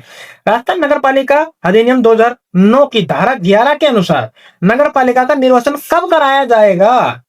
ठीक है, तो भैया जब कंफ्यूजिंग है ये, तो इसको ध्यान से करिएगा। जैसे क्या कह रहा है कि मान के चलो ये एक नगर पालिका है, ठीक है, अब जैसे मान लो ये वार्ड है, ठीक है, अब ये कह रहे हैं कि भाई इनका निर्वाचन कब किया जाएगा। तो जैसे कि मान लो चलो ये आदमी है, इसका टाइम हो रहा है खत्म, ठीक है, मान लो 5 साल का चुनाव था और अब ये टाइम खराब हो रहा है, तो ये कह रहा है कि पदावधि जब उसका समय खत्म होगा, समाप्त होने के 6 माह पूर्व, ठीक है, ये बाद नहीं होगा भाई, ये पूर्व होगा, ठीक है, 6 महीना पूर्व उसका इलेक्शन करवाया जाएगा।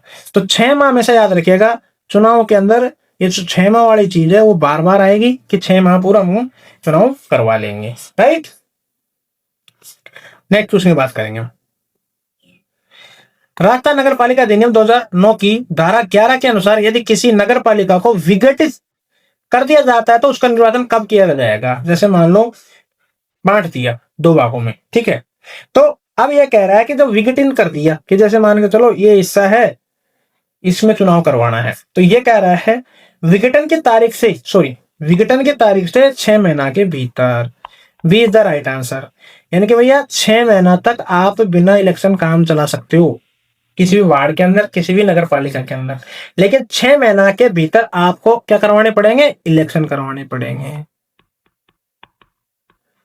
ठीक है, B is the right answer होगा। ठीक है, नेक्स्ट क्वेश्चन, राजस्थान नगर पालिका अधिनियम 2009 की धारा 11 के अनुसार यदि विघटित नगर पालिका की शेष पदावधि 6 माह से कम हो तो क्या निर्वाचन करना आवश्यक रहेगा?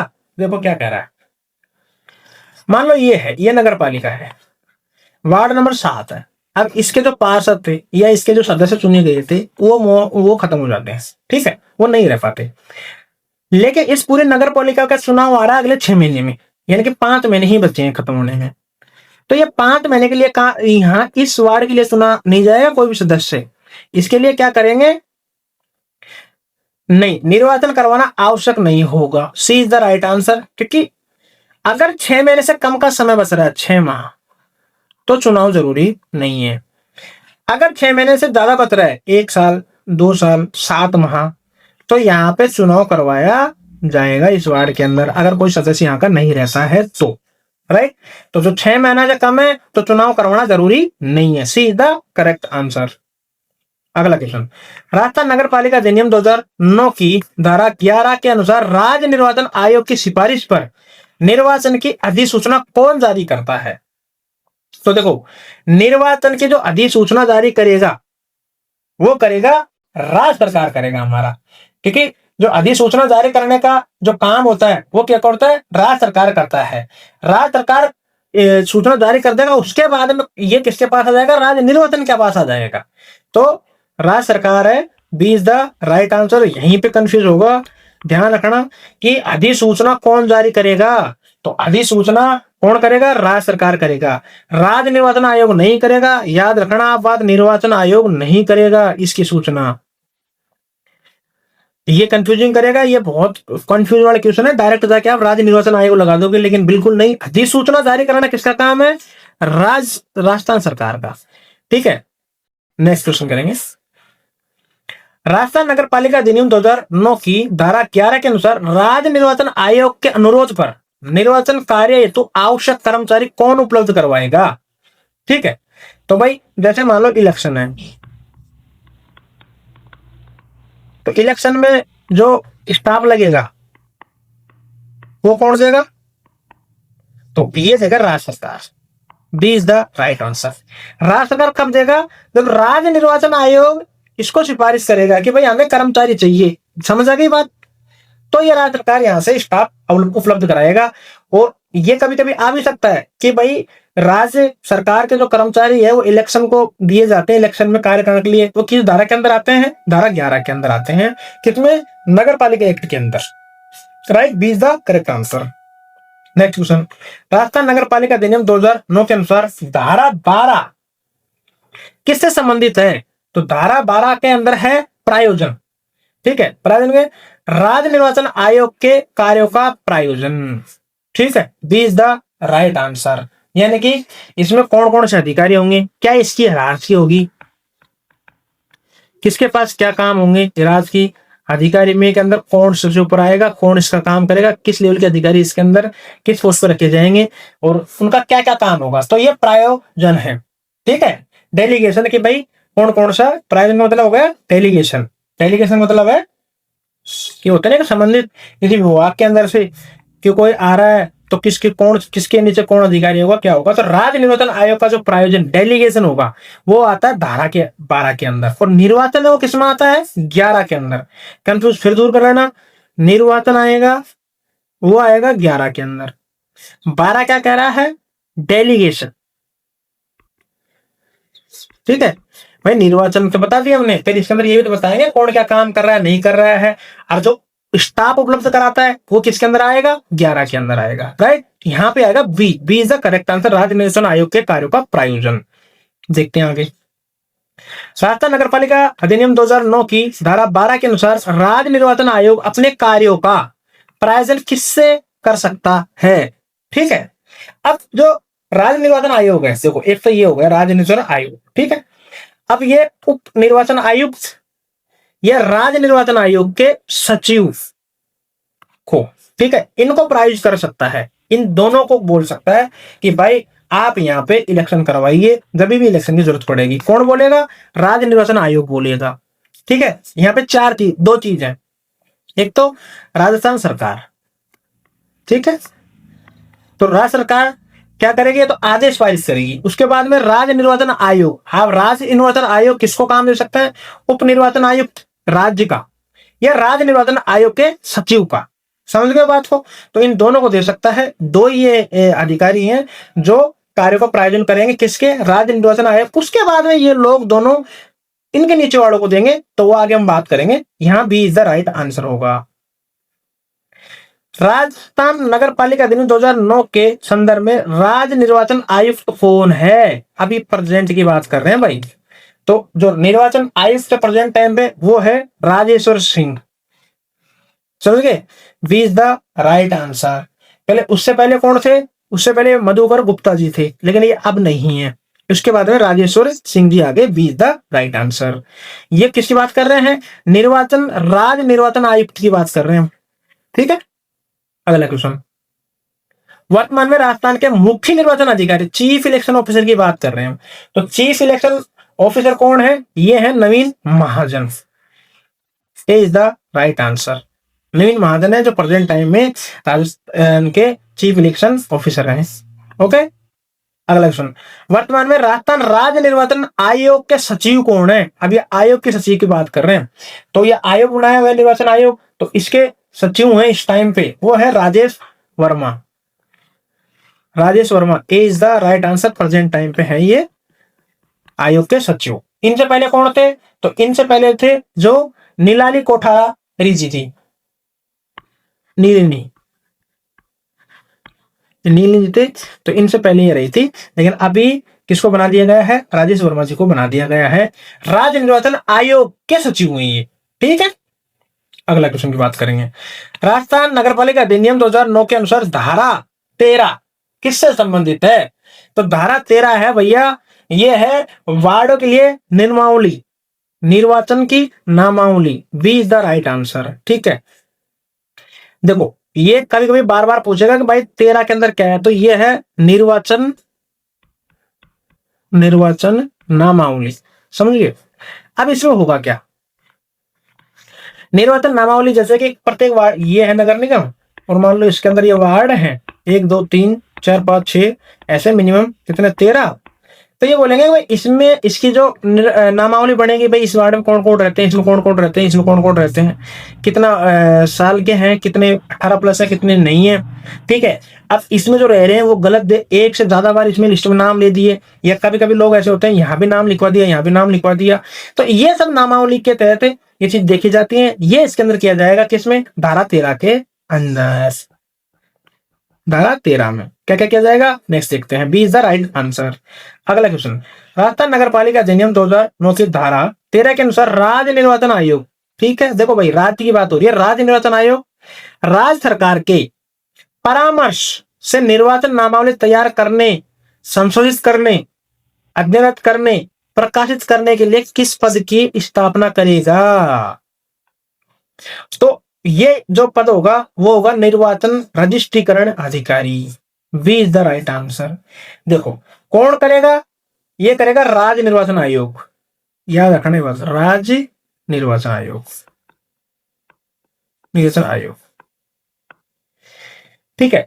ये राज्य निर्वाचन आयोग तो करेगा, लेकिन किसकी परामर्श से करेगा, ये भाई परामर्श लेगा राज्य सरकार से, राजस्थान गवर्नमेंट से, समझ गए बात को। ये यहां से ये नहीं कर रहे इसकी निर्वाचन, ये कर रहे हैं राज्य निर्वाचन आयोग, ये पद की नियुक्ति करेगा, पद की स्थापना करेगा, लेकिन किसकी सलाह से, राजस्थान गवर्नमेंट की सलाह से। तो होता क्या है, राज्य निर्वाचन आयोग 50 लोगों की लिस्ट भेजेगा, मान के चलो सचिवालय में, भाई 50 लोगों की लिस्ट भेजेगा कि भाई ये हमारे ऑफिसर हैं और आप इनमें से किसको नियुक्त करवाना चाहते हो वो बता दीजिए। तो राजस्थान जो भी गवर्नमेंट का अच्छा आदमी आप समझते हो किसको करवाएगी, वो उसी को करवाएगी जो उनके फेवर के आदमी होंगे, तो उसको निर्वाचन रजिस्ट्रीकरण अधिकारी बनाया जाएगा। राज्य सरकार की सलाह पर या परामर्श से कौन करेगा, राज्य निर्वाचन आयोग करेगा। धारा 13 के अंदर आता है, ध्यान रखना क्या आता है, निर्वाचन रजिस्ट्रीकरण अधिकारी। अगला क्वेश्चन, राजस्थान नगरपालिका अधिनियम 2009 की धारा 13 के अनुसार निर्वाचन रजिस्ट्रीकरण अधिकारी निर्वाचन नामावली तैयार करने के लिए किसे नियोजित कर सकता है, ठीक है। तो भैया वो कर सकता है, अन्य व्यक्तियों को भी कर सकता है। C is the right answer. लेकिन यहाँ किस लेवल के होंगे? एसडीएम लेवल के आदमी होंगे, तहसीलदार के होंगे। तो इसको ये अन्य लोगों को भी कर सकता है। ठीक है, क्या निर्वाचन राष्ट्रीयकरण अधिकारी निर्वाचन नाम तय करने के लिए किसको नियोजित कर सकता है? ठीक है, नियोजित, तो नियोजित कर सकता है तो कोई अन्य को भी कर सकता है। वो कौन होंगे? एसडीएम होंगे, तहसीलदार होंगे। अब इनके पास क्या शक्तियां आएंगी ये हम आगे देखेंगे। ठीक है, लेकिन अन्य व्यक्तियों को भी ही कर सकता है, जो मेन निर्वाचन राष्ट्रीयकरण अधिकारी होगी वो। अगला क्वेश्चन, राजस्थान नगर पालिका अधिनियम 2009 की धारा 13 के अनुसार राज्य निर्वाचन आयोग निर्वाचन राष्ट्रीयकरण अधिकारी की सहायता के लिए किसे नियुक्त कर सकता है? आ गए बात को? ठीक है, तो ये कह रहा है एक या एक से अधिक सहायक निर्वाचन राष्ट्रीयकरण अधिकारी कर सकते हैं, कर सकते हैं सहायता के लिए। किसकी? राज्य निर्वाचन आयोग निर्वाचन राष्ट्रीयकरण अधिकारी है भाई, अकेला थोड़ी करेगा, तो इसकी सलाह के लिए भी सहायक निर्वाचन राष्ट्रीयकरण अधिकारी की नियुक्ति की जा सकती है। A is the right answer. अगला क्वेश्चन 80, राजस्थान नगर पालिका अधिनियम 2009 की धारा 14 के अनुसार निर्वाचक, धारा 13 है भैया। ठीक है, निर्वाचक नामावली की बात करें ना, सर निर्वाचक नामावली में पंजीकरण का हकदार कौन होगा? देखो भाई, सबसे इंपॉर्टेंट बात, अब ये स्टेटमेंट बेसिस क्वेश्चन बन जाता है इस तरीके से। तो ये कह रहा है कि निर्वाचन नामावली में पंजीकरण का हकदार कौन होगा। ठीक है, अब ये कह रहा है, देखो आगे बात करेंगे, जो 18 वर्ष से कम आयु का न हो तथा नगर पालिका के किसी वार्ड का मामूली तौर पर निवासी हो, जो 21 वर्ष की आयु पूर्ण कर चुका हो और नगर पालिका का निवासी हो। ठीक है, केवल स्थायी निवासी नहीं, नहीं अस्थायी निवासी भी होंगे। केवल करदाता व्यक्ति बिल्कुल नहीं होंगे। तो देखो, जो 18 वर्ष से कम आयु का न हो तथा नगर पालिका की किसी भी वार्ड का मामूली तौर पर निवासी हो, V is the right answer.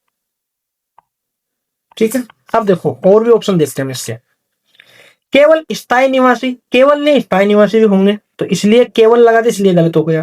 केवल करदाता व्यक्ति नहीं, बिना करदाता भी होंगे भाई, जरूरी थोड़ी ना टैक्स देने वाले ही उनके उनके नाम लिखे जाएंगे, बिल्कुल नहीं लिखे जाएंगे। अगर कोई स्थायी अस्थायी निवासी हो कि मैं 6 महीने यहाँ रहूंगा 6 महीने बाहर रहूंगा, तो उसका भी नाम लिखा जाएगा। ये ऑप्शन पढ़ते हैं, जो 21 वर्ष की आयु पूर्ण कर चुका हो और नगर पालिका का निवासी हो। देखो, नगर पालिका का निवासी हो ये तो जरूरी है, लेकिन जरूरी नहीं है कि 21 वर्ष पूर्ण कर सको। 18 21 जगह अगर 18 आता है यहाँ पे, तो ये ऑप्शन भी ठीक हो जाता। समझ गए बात को? तो हमारे पास करेक्ट आंसर क्या है? जो 18 वर्ष से कम आयु का न हो, यानी कि 18 साल पूर्ण कर चुका हो, 18 वर्ष हो चुका हो। कब हो चुका हो? 1 जनवरी को। ठीक है, जो इलेक्शन है उसके 1 जनवरी को नगर पालिका के किसी वार्ड का मामूली तौर पर निवासी हो। तो B is the right answer. अच्छे से पढ़ लिएगा, क्योंकि ये स्टेटमेंट बेस्ड यहां से क्वेश्चन बन सकता है, आ भी सकता है निर्वाचन नामावली से, धारा 13 के अंदर आता है। राइट, अगली बात करेंगे। राजस्थान नगर पालिका अधिनियम 2009 की धारा 14 के अनुसार कोई भी व्यक्ति कितने वार्डों का निर्वाचक नामावली में पंजीकरण करने का हकदार है? केवल एक है भाई, सिर्फ एक नामावली में नाम लिखा जाएगा, ये है नगर पालिका। अलग अलग वार्ड है, लेकिन एक ही वार्ड में नाम लिखा जाएगा इसका। राइट, तो option is the right answer. और धारा 14 नहीं है भाई, ये धारा 13 है भाई। धारा 13 कर लेना, क्योंकि जब भी हम निर्वाचन नामावली की बात करेंगे वहां पे धारा 13 आएगी। अगला क्वेश्चन, राजस्थान नगर पालिका अधिनियम 2009 की धारा 13 के अनुसार निर्वाचन नामावली में पंजीकरण के लिए व्यक्ति की आयु 18 वर्ष कब तक पूर्ण हो जानी चाहिए? देखो भाई, यही कह रहा है 18 वर्ष कब तक पूर्ण हो जानी चाहिए, तो 1 जनवरी को हो जानी चाहिए भाई। ये इज द राइट आंसर। 1 जनवरी कब को? जिस साल में हम गणना कर रहे हैं निर्वाचन, जैसे नामावली में कर रहे हैं उस साल की 1 जनवरी को। जैसे पंजीकरण हो रहा है ना, तो पंजीकरण में 1 जनवरी को हो जाना चाहिए उस साल की में, तो उसको 18 वर्ष मान लिया जाएगा और उस निर्वाचन में नाम लिख लिया जाएगा। तो 1 जनवरी को राइट आंसर। राजस्थान नगर पालिका अधिनियम 2009 के अनुसार, तो अब ये क्या बोल रहा है? धारा 14 किससे संबंधित है? अब आए हम धारा 14 पे, वो धारा 13 की बात कर रहे हैं हम, किससे संबंधित है? तो देखो, धारा 13 लिखी थी कि निर्वाचन नामावली, तो धारा 14 क्या होगी भाई, अयोग्यता होगी। किसमें? निर्वाचन नामावली में। ए इज द राइट आंसर कि निर्वाचन नामावली में बनाए वो धारा 13 के अंदर। तो पंजीकरण के लिए अयोग्यता क्या क्या है भाई, किसका नाम कब कब नहीं लिखा जाएगा। तो ध्यान रखना, धारा 14 क्या है, अयोग्यता है। किसमें? निर्वाचन नामावली में। और धारा 13 क्या है, निर्वाचन नामावली के बारे में। Right, A is the correct answer. अगला क्वेश्चन, राजस्थान नगर पालिका अधिनियम 2009 की धारा 14 के अनुसार निर्वाचक नामावली में पंजीकरण के निम्न में से कौन सी अयोग्यता है भाई, अयोग्यता पूछी इसमें। तो देखो, पहला, भारत का नागरिक न हो, बिल्कुल राइट आंसर। भाई अगर भारत का नागरिक न होगा तो वो पंजीकरण नहीं करवा सकता, तो ये सही है बिल्कुल। दूसरा, न्यायालय द्वारा विकृत अनसाउंड माइंड घोषित हो चुका हो, बिल्कुल। अगर न्यायालय ऐसा हो कि अनसाउंड माइंड घोषित कर सो किसी को, तो वो भी हकदार नहीं रहेगा। किसमें? निर्वाचन नामावली में नाम लिखवाने के लिए। सी, भ्रष्ट आचरण हो, अन्य अपराध हो, कारण निर्वाचन संबंधी अयोग्यता होना, तो अगर ये भी हो गया कि इस तरीके से भ्रष्ट आचरण हो गया तो भी ये नहीं लिखवा सकता। D is the right. अगर ये तीनों के तीनों शर्तें हुई, दिवालिया हो गया, कोई पागल घोषित कर दिया, तो वो सब अयोग्यता में आता है। तो कभी कभी क्वेश्चन ये आएगा भाई अयोग्यता किसमें है, निरहरताएं किसमें आएंगी, धारा 14 में आएंगी, धारा 14 में आएंगी। राइट। अगला क्वेश्चन, राजस्थान नगर पालिका अधिनियम 2009 की धारा 14 के अनुसार यदि कोई व्यक्ति निर्वाचक नामावली में पंजीकरण के लिए अयोग्य हो जाए तो उसका नाम कब हटाया जाएगा। तो देखो, कब हटाया जाएगा, तत्काल हटाया जाएगा भाई, तत्काल तौर पे। ऐसे नहीं होगा कि भाई 1 साल बाद में इसका नाम हटाया जाएगा। तो B is the right answer, तत्काल। अगले संशोधन में नहीं, तत्काल। 1 वर्ष बाद भी नहीं, राज्य सरकार आदेश में बिल्कुल नहीं, तत्काल हटा दिया जाएगा। B is the right answer. ठीक है। अगला क्वेश्चन, राजस्थान नगर पालिका अधिनियम 2009 की धारा 14 के अनुसार अयोग्यता समाप्त होने पर संबंधित व्यक्ति का नाम संबंध में किया जाएगा।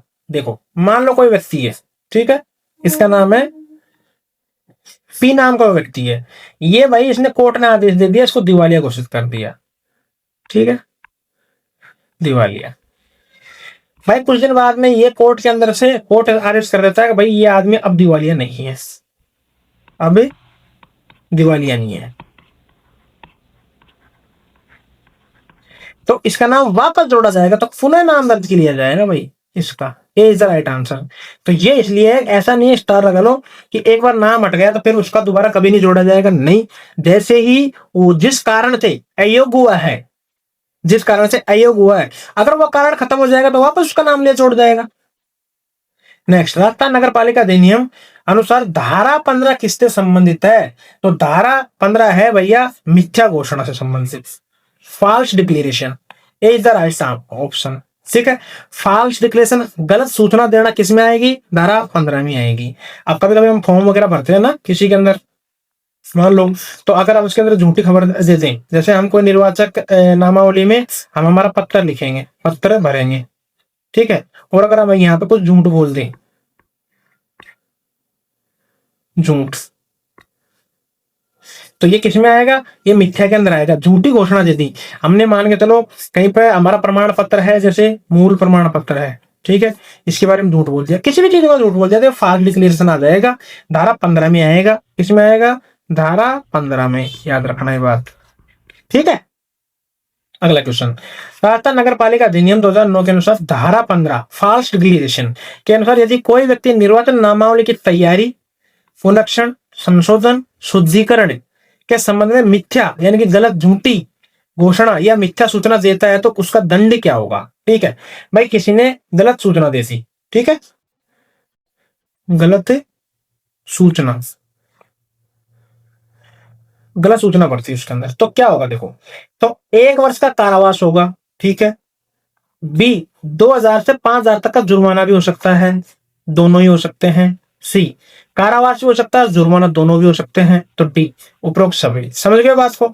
अगर कोई मिथ्या घोषणा देता है, कोई फॉल्स डिक्लेरेशन देता है, तो क्या हो सकता है, 1 वर्ष की कारावास हो सकती है और 2 से 5000 रुपए तक का जुर्माना। ये एक सजा भी हो सकती है, दोनों भी हो सकती हैं। राइट। अगला क्वेश्चन, राजस्थान नगर पालिका अधिनियम 2009 के अनुसार धारा 16 किससे संबंधित है। धारा 16 की बात करेंगे तो धारा 16 है मुख्य निर्वाचन अधिकारी के बारे में, मुख्य निर्वाचन अधिकारी के बारे में। ए इज द राइट आंसर। क्या है, धारा 16 के अंदर। कभी कभी कंफ्यूज करेगा भाई ये। और धारा 11 क्या है? धारा क्या है? निर्वाचन। समझ गए बात को? तो कब कभी ये जब आप एक साथ इनको लास्ट में देखेंगे इसके अंदर क्या आता है, तो मुख्य निर्वाचन अधिकारी आएगा धारा 16 के अंदर। राइट। अगला क्वेश्चन, राजस्थान नगर पालिका अधिनियम 2009 की धारा 16 के अनुसार राज्य निर्वाचन आयोग मुख्य निर्वाचन अधिकारी को किसके परामर्श से पदाभिषिक्त नामित करेगा? यानी कि देखो, राज्य निर्वाचन आयोग है, राज्य निर्वाचन आयोग, ठीक है, ये करेगा भाई। क्या करेगा? इसके अधिकारी को मुख्य निर्वाचन अधिकारी, मुख्य निर्वाचन अधिकारी, लेकिन किसकी परामर्श से करेगा? राज्य सरकार की परामर्श से करेगा भाई। समझ गए हो? तो राज्य सरकार क्या करेगा? खुद के आदमी को लगाएगा। और लगभग ऐसा ही होता है, जो निर्वाचन अधिकारी होती है वो सरकार के साथ में अच्छे संबंध रखता है। तो A is the right answer. अगला क्वेश्चन की बात करेंगे। राजस्थान नगर पालिका अधिनियम 2009 की धारा 16 के अनुसार यदि मुख्य निर्वाचन अधिकारी कौन सा कार्य है, मुख्य निर्वाचन अधिकारी का कौन सा कार्य है, तो देखो पहला देखते हैं। निर्वाचन नामावली की तैयारी, पुनरीक्षण, पर्यवेक्षण, भाई तीनों काम इसके हैं। बी, नगर पालिका के निर्वाचनों का निरीक्षण, निर्देशन, नियंत्रण, ये भी है भाई। राज्य निर्वाचन आयोग द्वारा दिए गए निर्देशों का पालन करना। सी, तीनों के तीनों काम है भाई, सारे के काम करना है। निर्वाचन को देखना भी है, उसका परीक्षण करवाना है, उसके निर्देशन भी देने हैं, उसको नियंत्रण भी रखने हैं।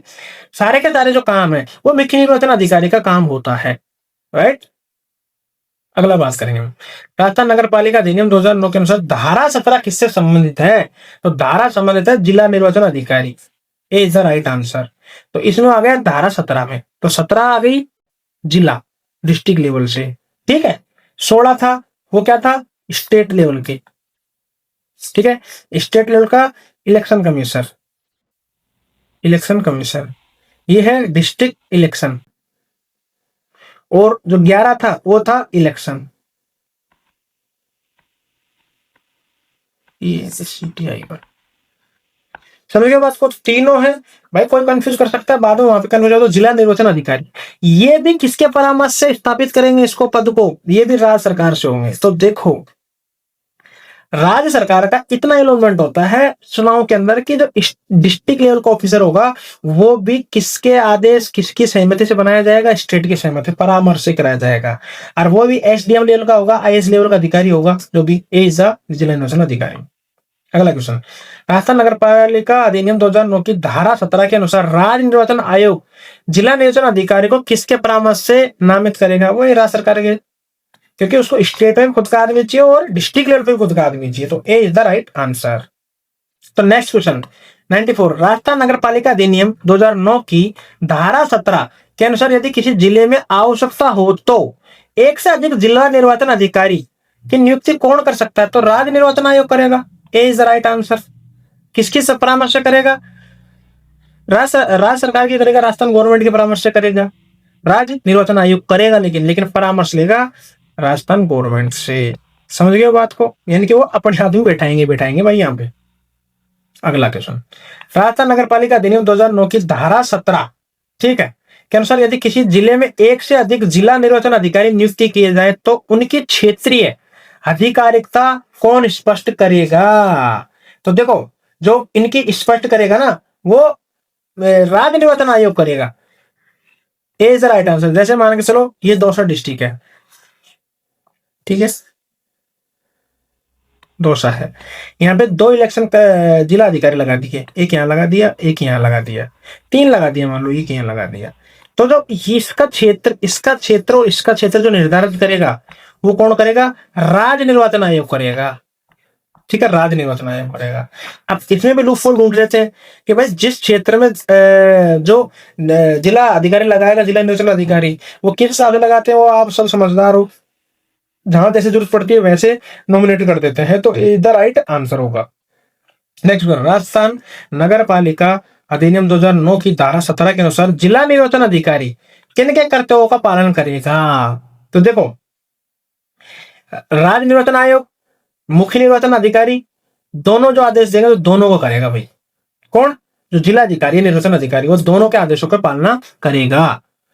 बी, ए और बी दोनों। अगला क्वेश्चन, राजस्थान नगर पालिका अधिनियम की धारा 18 के अंदर क्या है भाई? धारा 18 में क्या है? तो देखो, कर्मचारियों को उपलब्ध कराया जाएगा किसके लिए? इलेक्शन के लिए। तो स्टाफ उपलब्ध कराना, ए इज द राइट आंसर। किसमें आएगा?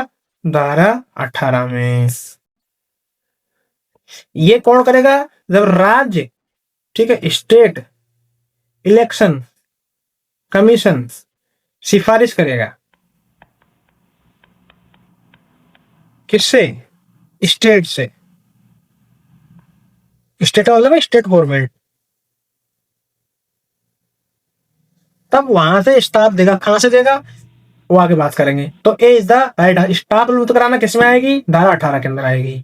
अगली बात करेंगे। देखो, राजस्थान नगर पालिका अधिनियम 2018 यानी कि स्टाफ देना के अनुसार मुख्य निर्वाचन अधिकारी द्वारा आपेक्षित किए जाने पर रिटर्निंग अधिकारी, उपखंड अधिकारी, तहसीलदार, नायब तहसीलदार निर्वाचन कार्य हेतु स्टाफ कौन उपलब्ध करवाएगा? तो देखो, कौन कौन कराएगा?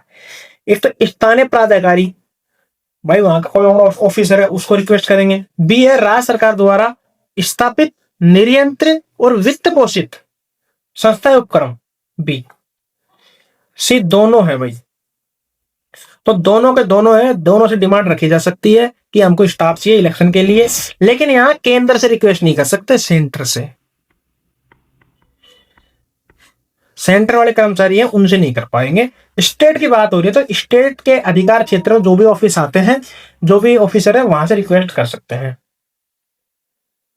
अगला, राजस्थान नगर पालिका अधिनियम 2009 के अनुसार धारा 20 किससे संबंधित है? तो धारा 20 की बात करेंगे तो धारा 20 में क्या है? उल्लंघन है भाई, ब्रीच है भाई। क्या? निर्वाचक नामावलियों की तैयारी में कर्तव्यों का उल्लंघन। ठीक है, A is the right answer. यानी कि जो निर्वाचक नामावली बनी है भाई, जो नामावली बनी है, तो हो सकता है नामावली में कुछ गलत दे दिए हो, गलत कुछ फॉल्स डिक्लेरेशन दे दिए हो, तो इसके लिए है धारा 20। क्या है? धारा 20। धारा 20 में से बात करेंगे। राजस्थान नगर पालिका अधिनियम 2009 की धारा 20 के अनुसार यदि कोई निर्वाचन रजिस्ट्रीकरण अधिकारी अन्य व्यक्ति निर्वाचक नामावली से संबंधित अपने कर्तव्यों का उल्लंघन करता है तो क्या दंड दिया जाएगा? तो भैया उसके लिए या तो 3 माह से 2 वर्ष का कारावास होगा, पहला। ये